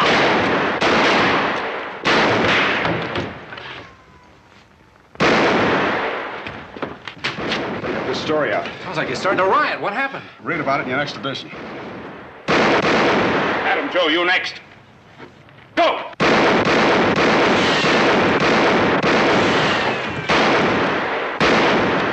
Knock off fast proof, will you?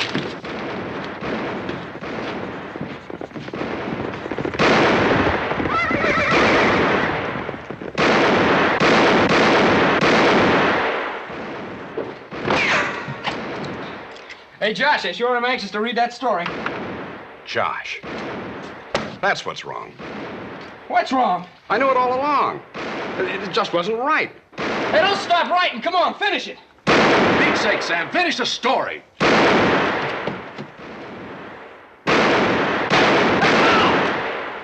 Us.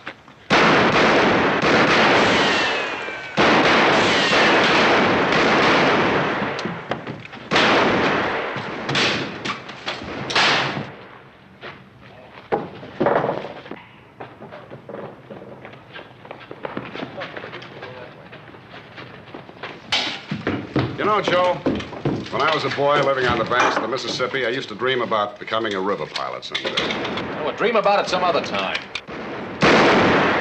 Hurry up with that darn story. Hoss, watch the back door. Josh, get down! You'd have to live on the Mississippi to know what it's really like. The way those big old boats come down the river, the leadsman standing out there on the bow, taking the depth and singing it out to the pilot on the bridge. On a summer evening, it has the sound of music.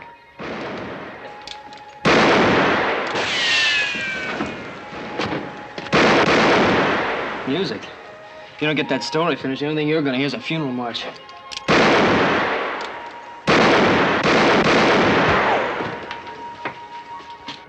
I can still hear it. Mark 4.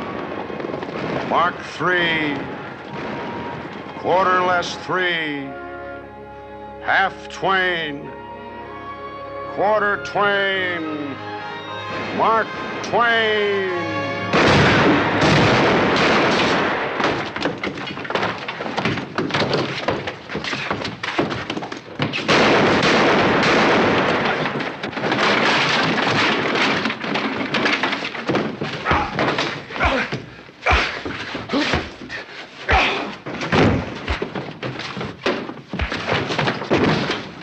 Joe, I've got it. You sure almost did get it, Mr. Clemens. No, you don't understand. I mean, I finally found my name. Well, ain't your name Samuel Clemens? No, Hoss, I mean my pen name, Mark Twain. That means river running clear, 2 fathoms of water beneath the keel. That's what rivermen call real clear sailing. Everything's pretty clear around here right now, Mr. Clemens. I don't know about that name, Mark Twain. Seemed to me like I've heard a lot better names than that before. You sure that's a fitting name for a writer? I don't know, Hoss. We'll just have to give it a try. You got the finish of that story, Sam?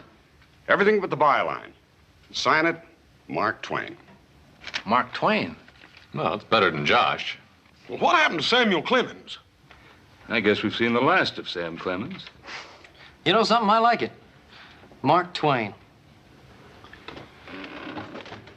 Mark Twain. My this is to go out of town. There she is, Sam. Hot off the press. Professor Personal Pronoun won't be around anymore. By Mark Twain. Well, it's quite a fight, Sam. Yeah, I guess you were right at that. The pen is mightier than the sword. Anytime you want to visit Virginia City again, you just write us and let us know. And be sure to sign it Mark Twain so we know who it is. Bye, Sam. I sure will. Bye, Sam. I'll sign it Mark Twain. Thank you. Thank you.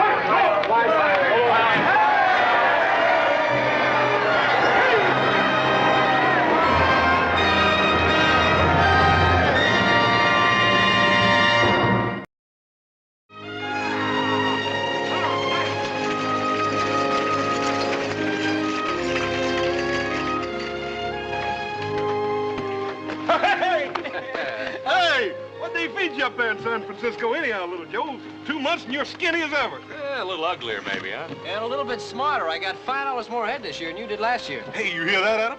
I think that calls for a celebration. Yeah, you know, I think it's time little Joe took a look inside Julia's palace, huh? Adam, I said a little celebration.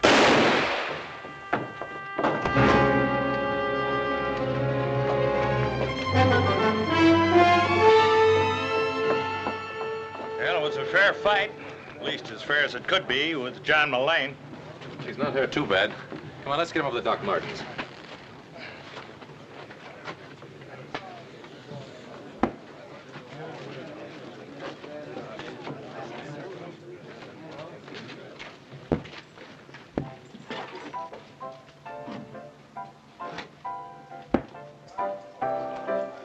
Every day you're more like a mad dog.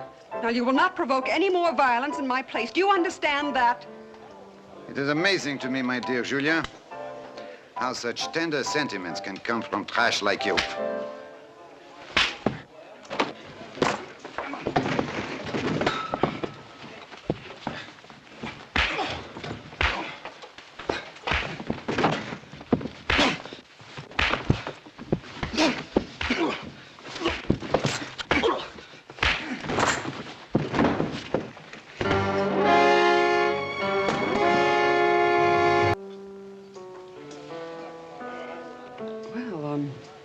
Welcome to Julia's palace, Mr. Cartwright. Joe Cartwright. Oh, one of the Cartwrights from the Ponderosa? Yes, ma'am. This is a real nice place you got here. I'm sorry I messed it up. Oh, don't be sorry. After all, you were defending my honor. I've never been here before. Well, you must come back sometime. I'd like that. As my guest. I'm Julia Bulette. I'd like to repay you with dinner here at my place. Tomorrow night? Yes, ma'am. Better get the brandy, Tom.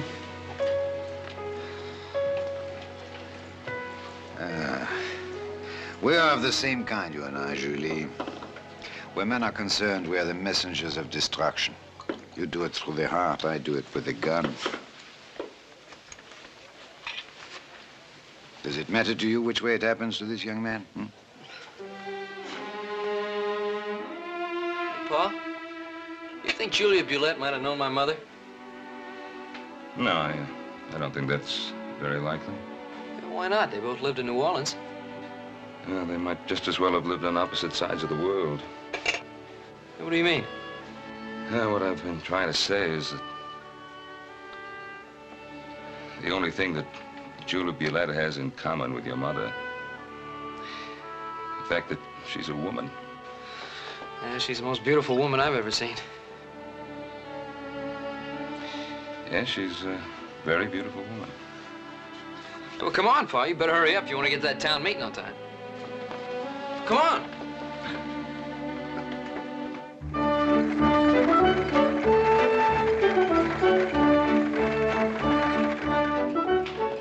This is a meeting that'll be attended by Virginia City's leading citizens.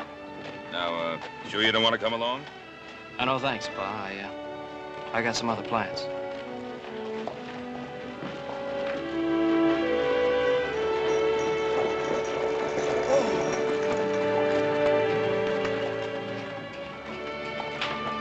May I? Miss Bulette? Why so formal, Ben? It used to be Julia. Get up. I'm sorry. Shall we go in? Well, Oh, yes, I've been asked. My invitation said it was supposed to be a meeting of the leading citizens of Virginia City. What did yours say? Well, mine said the same. Shall we proceed?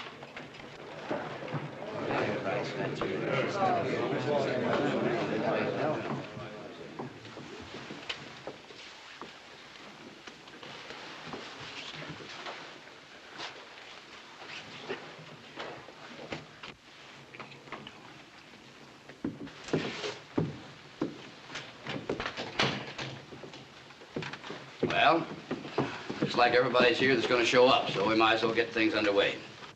And I guess we all know why we're here, too. Under the ground of Virginia City lies the greatest bonanza of silver known to man.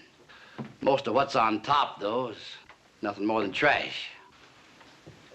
The first thing to do is among ourselves by bringing in effective law and order. Now, starting with effective law and order, we'll have to raise a permanent city fund to interest the kind of men that we want. Ben, can we expect help from the ranchers? Well, the ranchers want law and order in town just as much as everybody else. Of course, we'll do all we can, but I don't think that'll be enough. Yes, I realize that. As a matter of fact, that brings me to... That brings you to why I was invited here?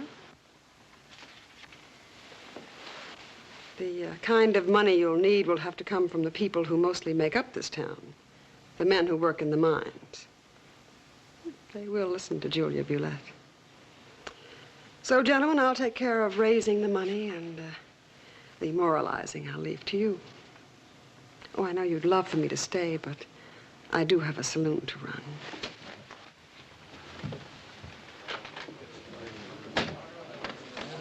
As well as an appointment to keep.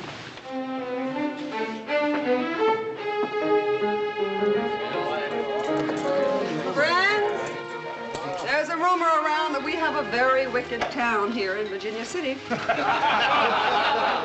So while the Blue Noses sit up on the hill and cry about it, I think we down here on C Street can do something about it. Here, here. Now, the first thing Virginia City will need will be a little money in its pocket. I'm going to make the first donation. Tom, get me a bottle of brandy. Mm-hmm. A bottle of brandy. Now, how much are you willing to give this fine old Virginia City brandy? $100. $100? This is Julia's Palace, not another saloon. Now, come on, let me hear a respectable bid. All right, $200. Better. $250. $300. $500. Sold. Julia Bulette, $500. Now I'm giving it right back to Virginia City. Who's next? $200. $250? $300. Oh, come on now. $350. $500. $500 sold to little Joe Cartwright of Ponderosa. And I give it back to Virginia City, too. All right, that starts the open bidding over again. Gladys, come on up here. Make 'em pay till it hurts. Come on, little Joe. Okay, fellas. What am I bid? Sally, we're going to need something to put all this money in. Oh, that's going to be fine, thanks. So, 1, 2, 3, 4, 5. I don't carry that kind of money on me. Could I give you a note for it? No. You saved my honor, I'll save yours. Now we're even. So your daddy forgot to give you your allowance, huh?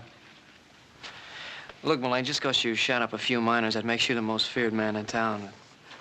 I'm not shaking even a little bit, so don't get in my way. You don't think I can make you shake like the others, huh? I think you only stay alive because no grave will have you. I think you'd better go. You going outside, my friend? Fine. No, he's going with me. Monsieur? Would you rather spend a few minutes with him or an evening with me? Some other time. That is a promise. From me.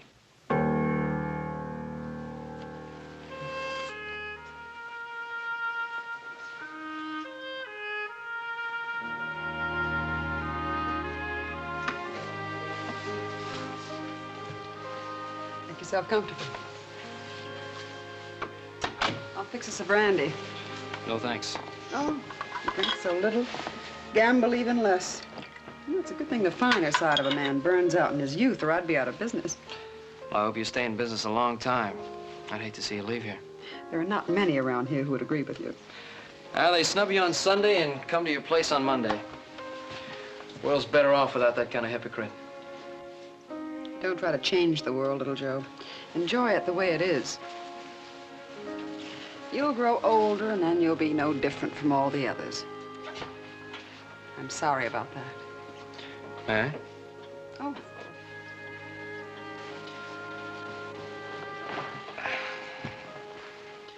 Could have had your pick of any man in Virginia City. Why'd you ask me here? John Milan might have killed you. Milan? How'd you happen to make friends with a man like that? It's a long time ago. There's companionship between us. He's not fit to wipe your shoes. Don't be too sure. Julia, just to break up a fight was that the only reason you asked me up here? It was then.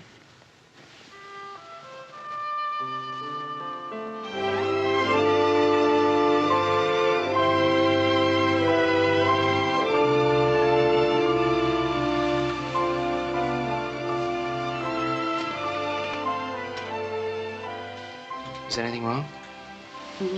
No, quite the contrary.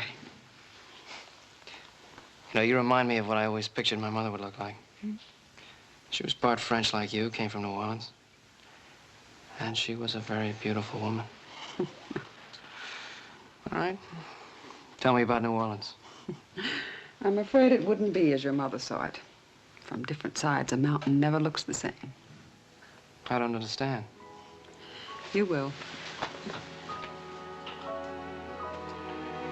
Goodbye, little Joe.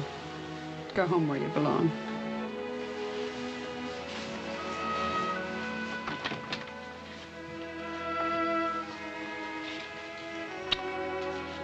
Coming back.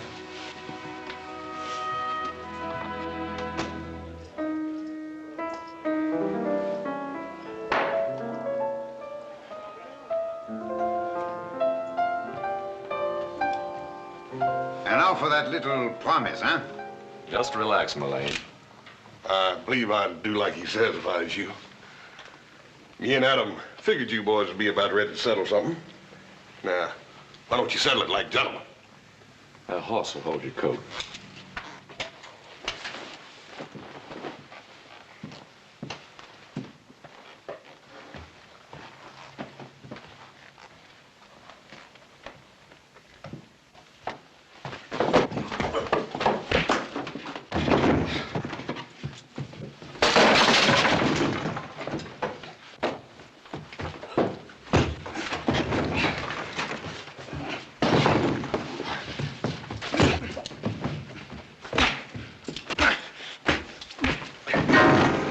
I've told little Joe once, I've told him 1,000 times to keep those elbows in. Well, Joe's got to learn to fight a lot dirtier than that.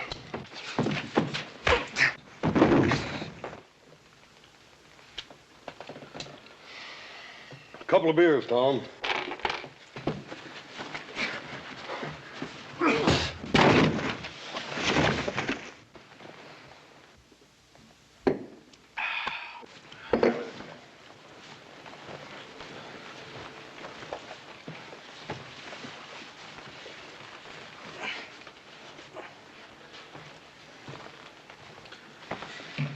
You know, that kid's got lots of grit.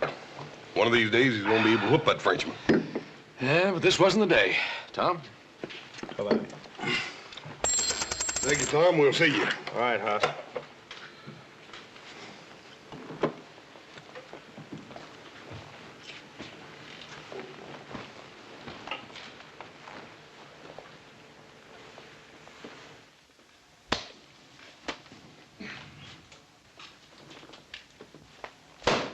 $500. I told you I'd work it out. It's not the money, little Joe. I was planning to give more than that to the fund anyway. It's just that I think you're beginning to make a fool of yourself. Why? What's wrong with her? Oh, nothing. She's a fine woman. All right, what is it then? Well, it's just that... Well, she's seen much more of the world than you have, boy. I see. That makes her bad.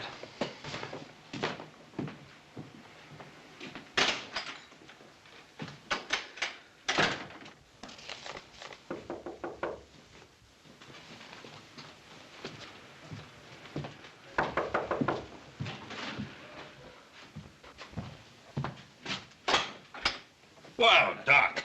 Ed? Good to see you. Come on in now. Wow. What brings you our way? Well, I just come down from the mines at Gold Hill. Oh, how are things down there? Ran into a few cases of fever. Fever? Was it bad? Well, it's hard to say if they'll build up to epidemic proportions. So far, just a few scattered cases here and there. Oh, I'm glad of that. You're looking well, Ben. Feel wonderful. Never felt better. Good. You've come a long way. This house, Ponderosa, 3 fine sons. Now, Doc, a man with all the work you've got to do wouldn't take a long ride just to talk old time. Now, sit down. Have a little refreshment. Well? Hop Sing? How about a little cool water from that good well of yours? All right. Yes, sir, Mr. Cartwright. Glass of cool water for Dr. Martin. Yes, sir. Lie away. Now then, what's in your mind? Well, for one thing, the committee wanted you to know we received a letter of acceptance from Brad Olins. Oh, that's fine. Olins is one of the best. Yes. I only hope we can keep him. No. What's to stop us? Well, money for one thing. Oh, Miss Bulette's bottle of brandy got us off to a fine start. But it can't stop there. We've got to have the cooperation of the people. I sure hope we get all the cooperation we need. Ben, you know that most of the people of a community keep in step with the leaders. We're just beginning to find some of our leaders. You, for instance, Ben. All right. All right, Doc, keep talking. Well, I just don't know any other way to say it. People of the town are talking about little Joe and Miss Bulette. Now, matters concerning my sons and myself are nobody's business but our own. No longer, Ben. It boils down to this. If Virginia City will keep her house clean, she has a chance to become an important part of this country. If she doesn't, she'll stay just a dirty little town on a mountain.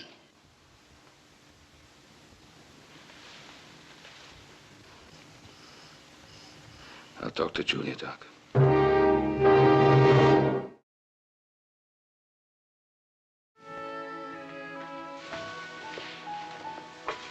Thank you.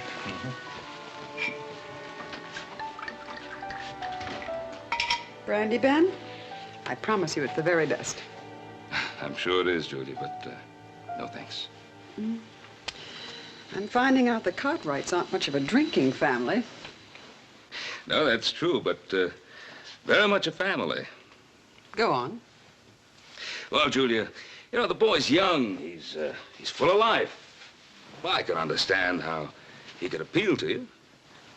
It has. You know, with you, this is a passing thing. It's different for little Joe.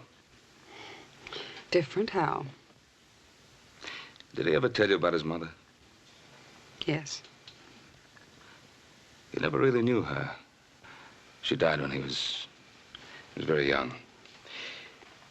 Now, you're the only other woman of French ancestry he's ever known. That and the fact that you also come from New Orleans, well, makes you something special in his eyes. But not in yours. No, I guess not. Have you told little Joe to stay away from me? No. I prefer him to hear it from you. And just what is it you'd like him to hear from me? Well, the difference in your ages, your ways of life. Not to mention the fact that the whole town is talking about us and what that could do to a young man's reputation. Yes, there's that, too. Mm-hmm. I'll think about it, Ben. Julia, you're wonderful. I knew I could count on you. You know, this really will be best for you, for everybody.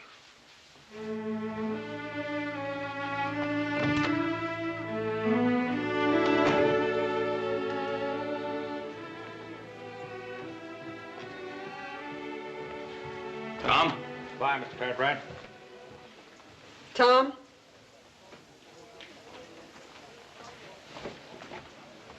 Has little Joe Cartwright been around? No, but I passed the word along that she didn't want to see him anymore. I changed my mind. But Miss Julia. I said I changed my mind.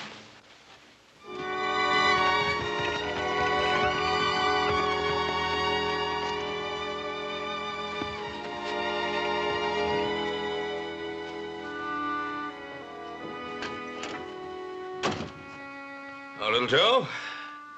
Where have you been? Virginia City. Ran into Doc Martin. There's several more cases of fever. He's getting real worried. Oh, Joe, I've been waiting here to talk to you. Oh, what about? You've been with that woman again. Her name is Miss Bulette. Now, Joe, you're a grown man, and I know you'll understand what I'm going to say to you. I know already. Pa, she's not the kind of woman that people say she is. Not anymore, anyway. Well, look, I know she wears fine clothes, and she talks good, and she lives well, but, you know, a scar doesn't disappear just because you wash it. I guess that's how it was with my mother. Keep your mother out of this. I've heard you and Adam talk, how there were places you couldn't go, things you couldn't do because... Because she was part Creole. It was a language and the ways of a people that some folks didn't understand. Nothing more. I know that. And still, there were a lot of people that hated her. Pa, sometimes I see a scar, you know, you gotta be looking for it. Little Joe,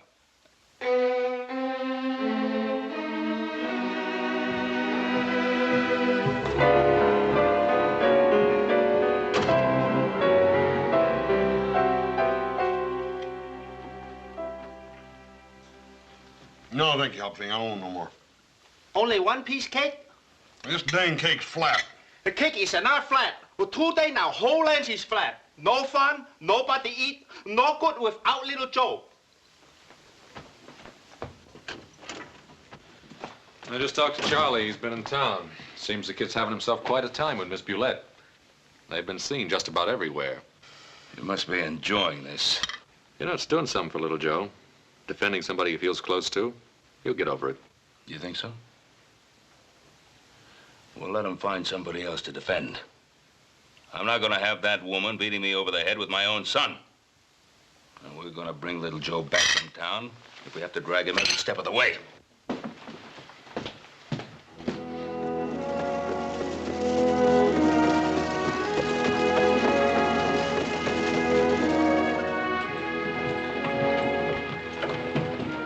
Well, he's not in there. Let's move on.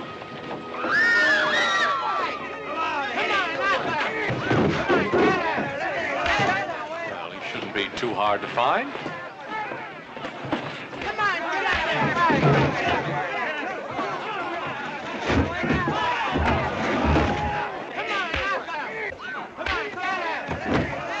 Bring it up. I said bring it up.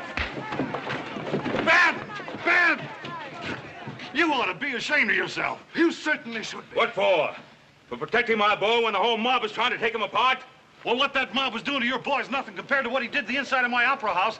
He wrecked it. Take a whole week to put it back together again, and it was nothing but uncalled for violence. Uncalled for? What do you call what you did to Miss Bulette? Now, wait a minute. What's all this about? Perhaps I can explain. I have a box loge in this theater. Mr. Romley had it draped so it would be separated from the others. A new policy of the management. I accepted it, but my escort didn't. Well, with the district judge and the new marshal coming in a couple of weeks, the committee... Ben, you know what I mean. Let's go. Let me know how much the damages will be.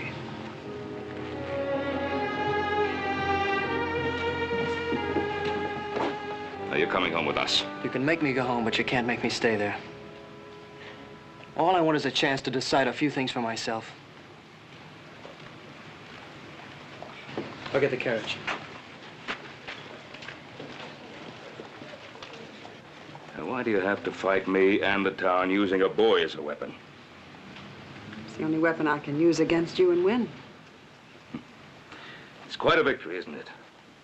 Ben Cartwright's son defending the honor of Julie Bulette. It's even more of a victory. I have the help of his father. Ben! Oh, Ben! The fever's not an isolated thing any longer. It's all over Gold Hill. It is an epidemic. We'll be in Virginia City by morning. Chances are it's the water. There's plenty of pure water in the Ponderosa. Adam, Hoss, get the hands together on the ranch and get some water down here. Yes, sir. All right now, folks, I'll need all the help I can get. Beds for the patients, men to transport them, and women to tend them. What I need is good water, shelter, and volunteers. Now, who'll be next?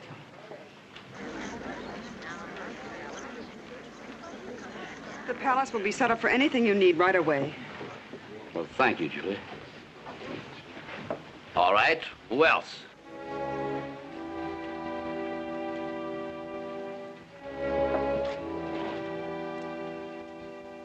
Ye shall keep all my statutes, so the land shall not spew you out. Well, the Lord was talking to Moses, not to Virginia City. You taught me that that meant everyone. So what's happened to the good people in this town? They're about to go to work, little Joe. Julia, don't bother moving those gambling tables. They'll do nicely as beds. All right, Doc. Thank you.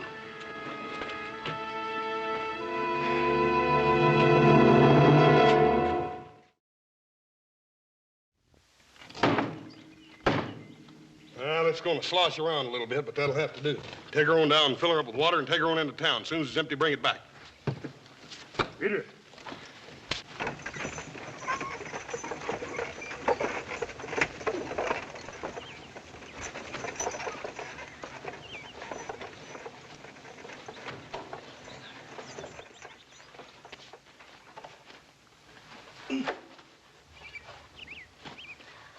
No, Hobson. Let me show you. See here? It's easy when you know how. You watch me and I'll show you how to load barrels. You can't use your back strength and your muscles. You gotta use your head, Hobson. That's right. You use your head your way, I use my head my way. Yeah.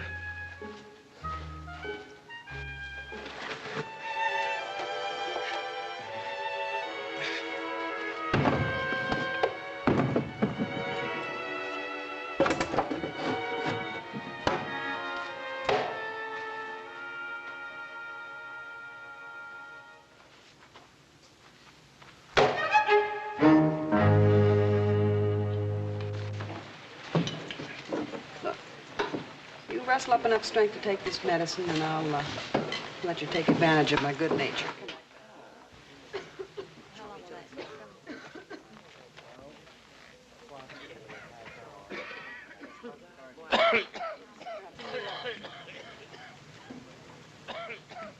Well, we're saving 2 for everyone we're losing. An epidemic like this, that's a victory. Well, those that are healthy are beginning to leave this town in droves. Just a dirty little town on a mountain. I guess that's all we were meant to be. But if to change it means crucifying people like her, I say it's not worth it. Hey, Doc, I got you 3 more volunteers. Oh, good. Oh, Pete, I thought you and your crew were pulling out. Well, maybe it's like little Joe says, Doc. It's our mountain. We dug right into her insides with a little more than our bare hands. Well, it ain't decent to let some stinking thing like a fever chase us off. Mr. Cartwright there can show you plenty to do. You come with me, Pete. Joe, I've got something for you to do. Take a break. No, Doc, there's still a lot of work to be done. That goes for Julia, too. You two have been working for days. I need help, not new patients. You do as you're told.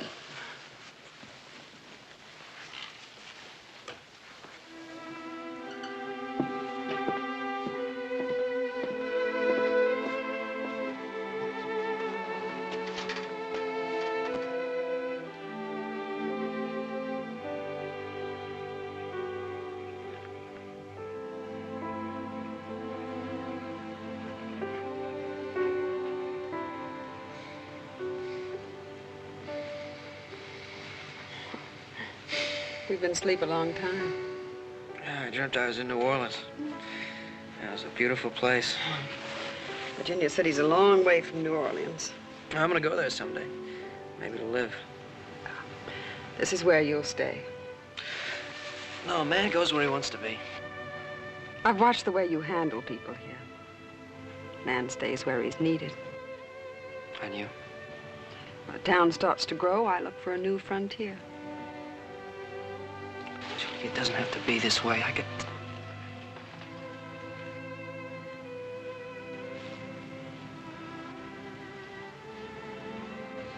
Your mother was French. Do you understand the language? Some of it.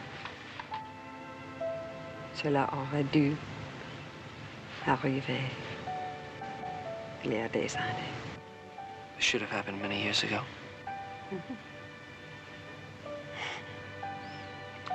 Someday you'll know what I mean.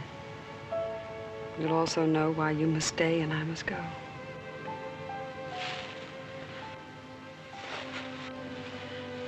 We'll be needed inside.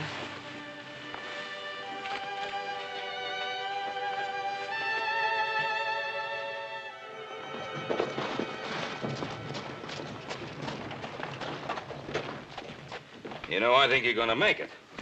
Well, I checked most of the mines, and there's not one new case of fever, Doc. More than half the men have gone back to work. Good. Then we'll move the last of our patients over to the meeting house. Boys, let's move these blankets and beds over to the meeting house. Well, it was a fight, Adam, but it's the kind of fight that's good to win. Well, we lost one too, Pa. What do you mean? Little Joe came back to the ranch this morning and he took his things.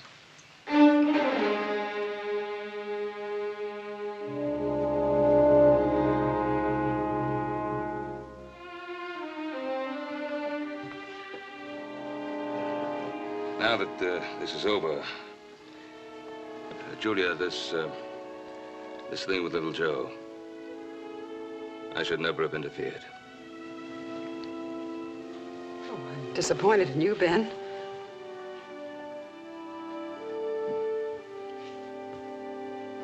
Disappointed? A man of strength should never let sentiment interfere with his convictions. I'm the same woman I was before the fever. Well, I haven't changed either. And nothing has changed between us, but I won't gamble with something I can't replace. If it's little Joe's wish, you're welcome to become part of the Ponderosa. That's quite an offer. Especially since you don't think I'm good enough for him.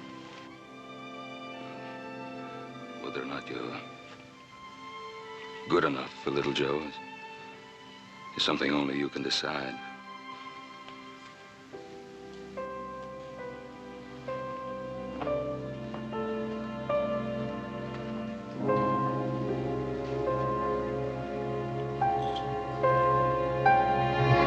Tom, I want some champagne. Harry, let me have a tune, a lively one. As soon as the patients are moved, I want you to clear out this mess and put the gambling tables back in their places. I'm going to put on a night Virginia City will never forget.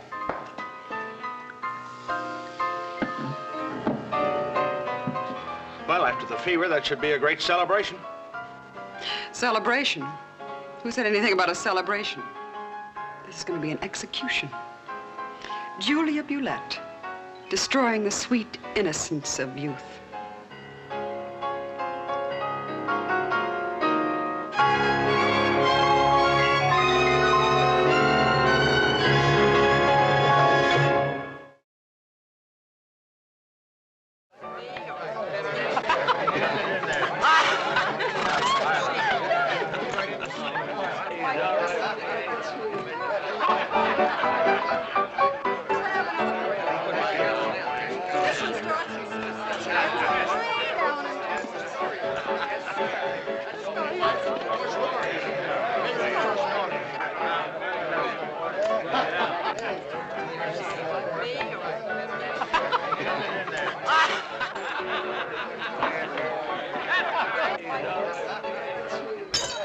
Julia, what's the matter with you?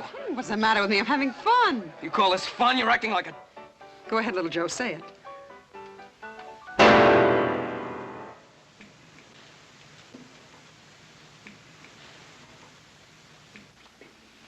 Mr. Cartwright, I think I've told you to stay away from Julia Bulette. It has been a short life for you, my friend. Let us hope it has been a pleasant one.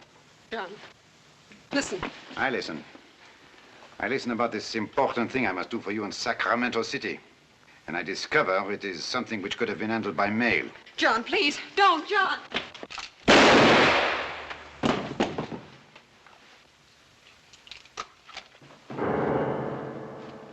Julia, you all right?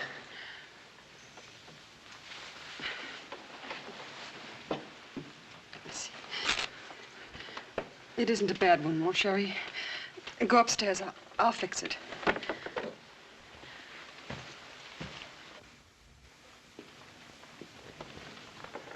Julia? Leave me alone. Julia, I did this for you. You want to do something for me? This bracelet, the necklace, they arrived today. A present from an old friend. They're diamonds, little Joe. That's all any man can do for me. No, you don't mean that. Why shouldn't I? That door you came through, it works both ways. I think you'd better use it.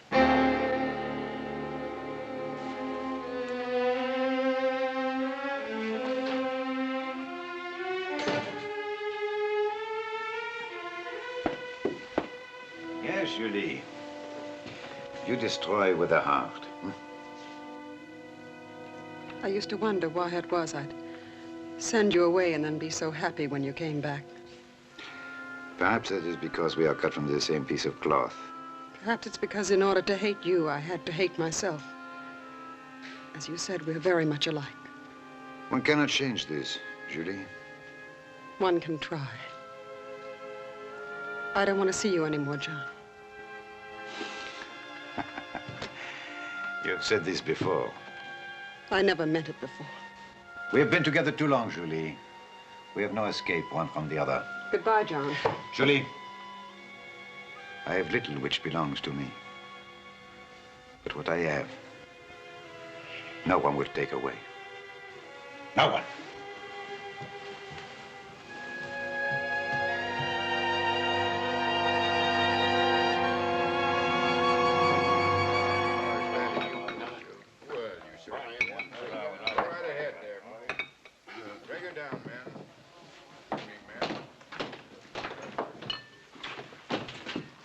Little Joe, we heard what happened over at the palace.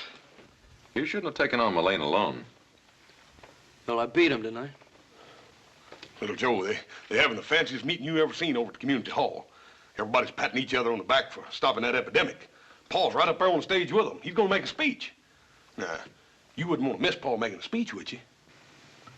Everybody's patting everybody on the back, huh? It's a real fine meeting. Come on, Joe. Yo, you know, you're right. I wouldn't want to miss it.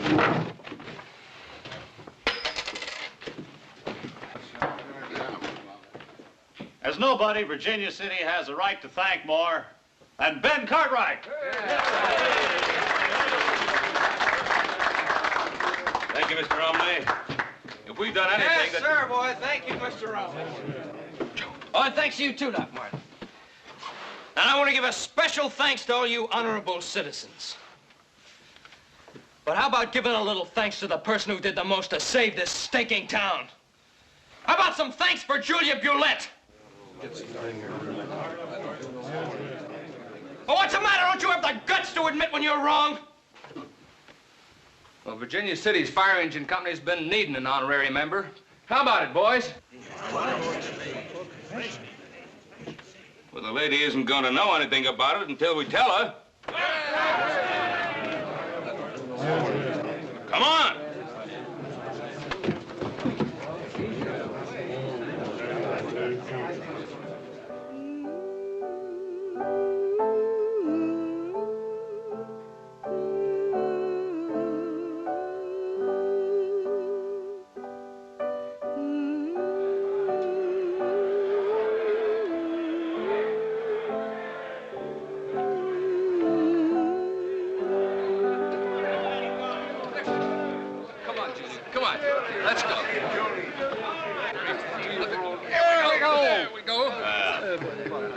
Well, little Joe, it was you who got us here, so you ought to be the one to say it. Well, this isn't just for what you did for Virginia City during the epidemic. Well, it's for all the things you've done for everyone in this town. That's right. It's not a diamond necklace or a bottle of champagne, but it's the best we've got. What do you say, boys? 3 cheers for the first honorary member of Virginia City's Fire Engine Company number 2.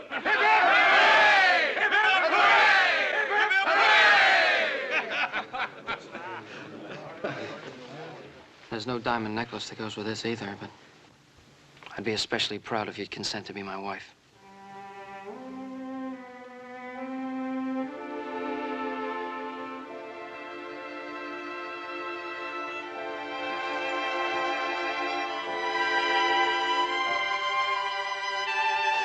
What Miss Bulette is trying to say is, champagne on the house. Let's get out. Come on. Ready.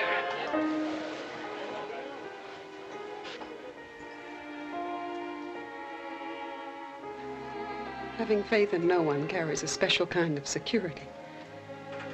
You and your son have destroyed it. I'll never forgive you that, Ben.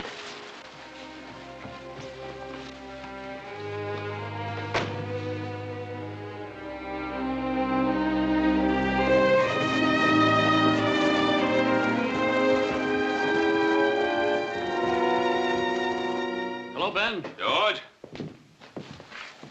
Ben Cartwright, this is Brad Olin. Howdy. Howdy. Nice to meet you. You got in with a new judge, so we swore him in right away. Well, there's some nice things about you. Nice to have you with us. There's my son, Joseph. How do you do? How are you? You're, about a week early, aren't you? Oh, a week early, but a day late. Oh? What do you mean? Julia Bulette was knifed and robbed last night. How is she? It's bad. Doc Martin's with her. A couple of miners saw a tall, dark man coming out of her place just about daybreak. John Mullane. That's the name. We followed him up this way. He's probably headed for Lake's Crossing. Me and Adam will show you the way. Oh, that's fine. We'd better get going. Oh, Joe. Miss Bulette sent word she'd like to see you and your dad.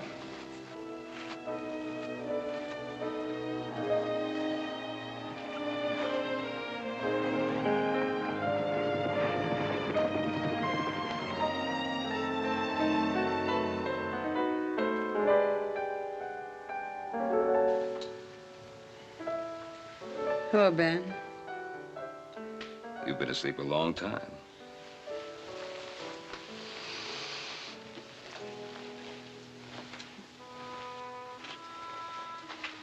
Looks like I win a battle and lose the war. I'm sorry. Everyone is. Everyone? If New Orleans could only see me now, huh? Little Joe? He's here. I want to see him, Ben.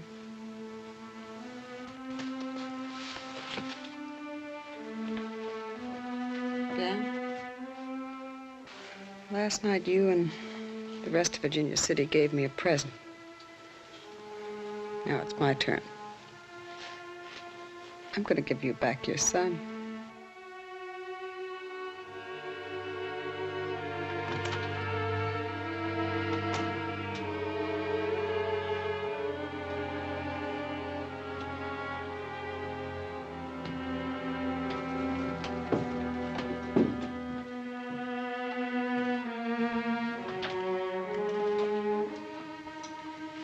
Get me some brandy, Joe.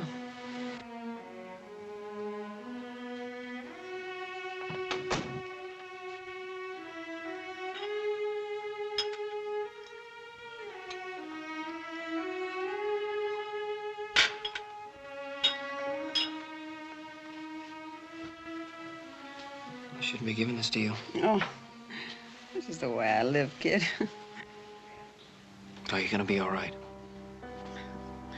I don't care.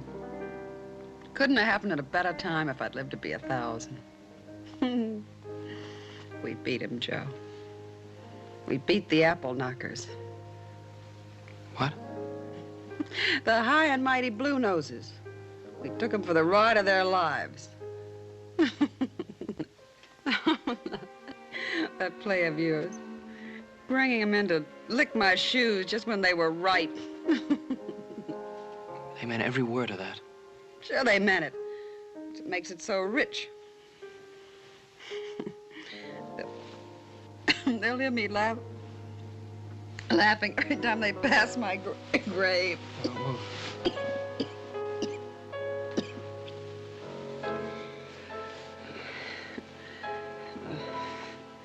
The biggest laugh of all, your old man. That night you were up here, I told you it was just for laughs, remember? I never intended to see you again.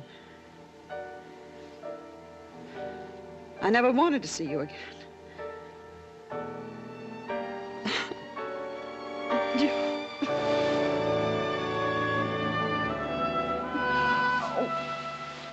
You better go, Joe. The doctor wants me to rest.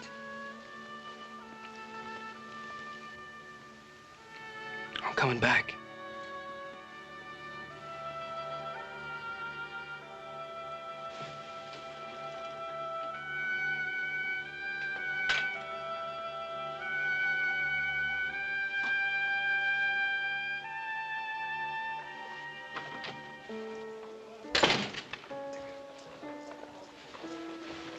Well, we got Mullane.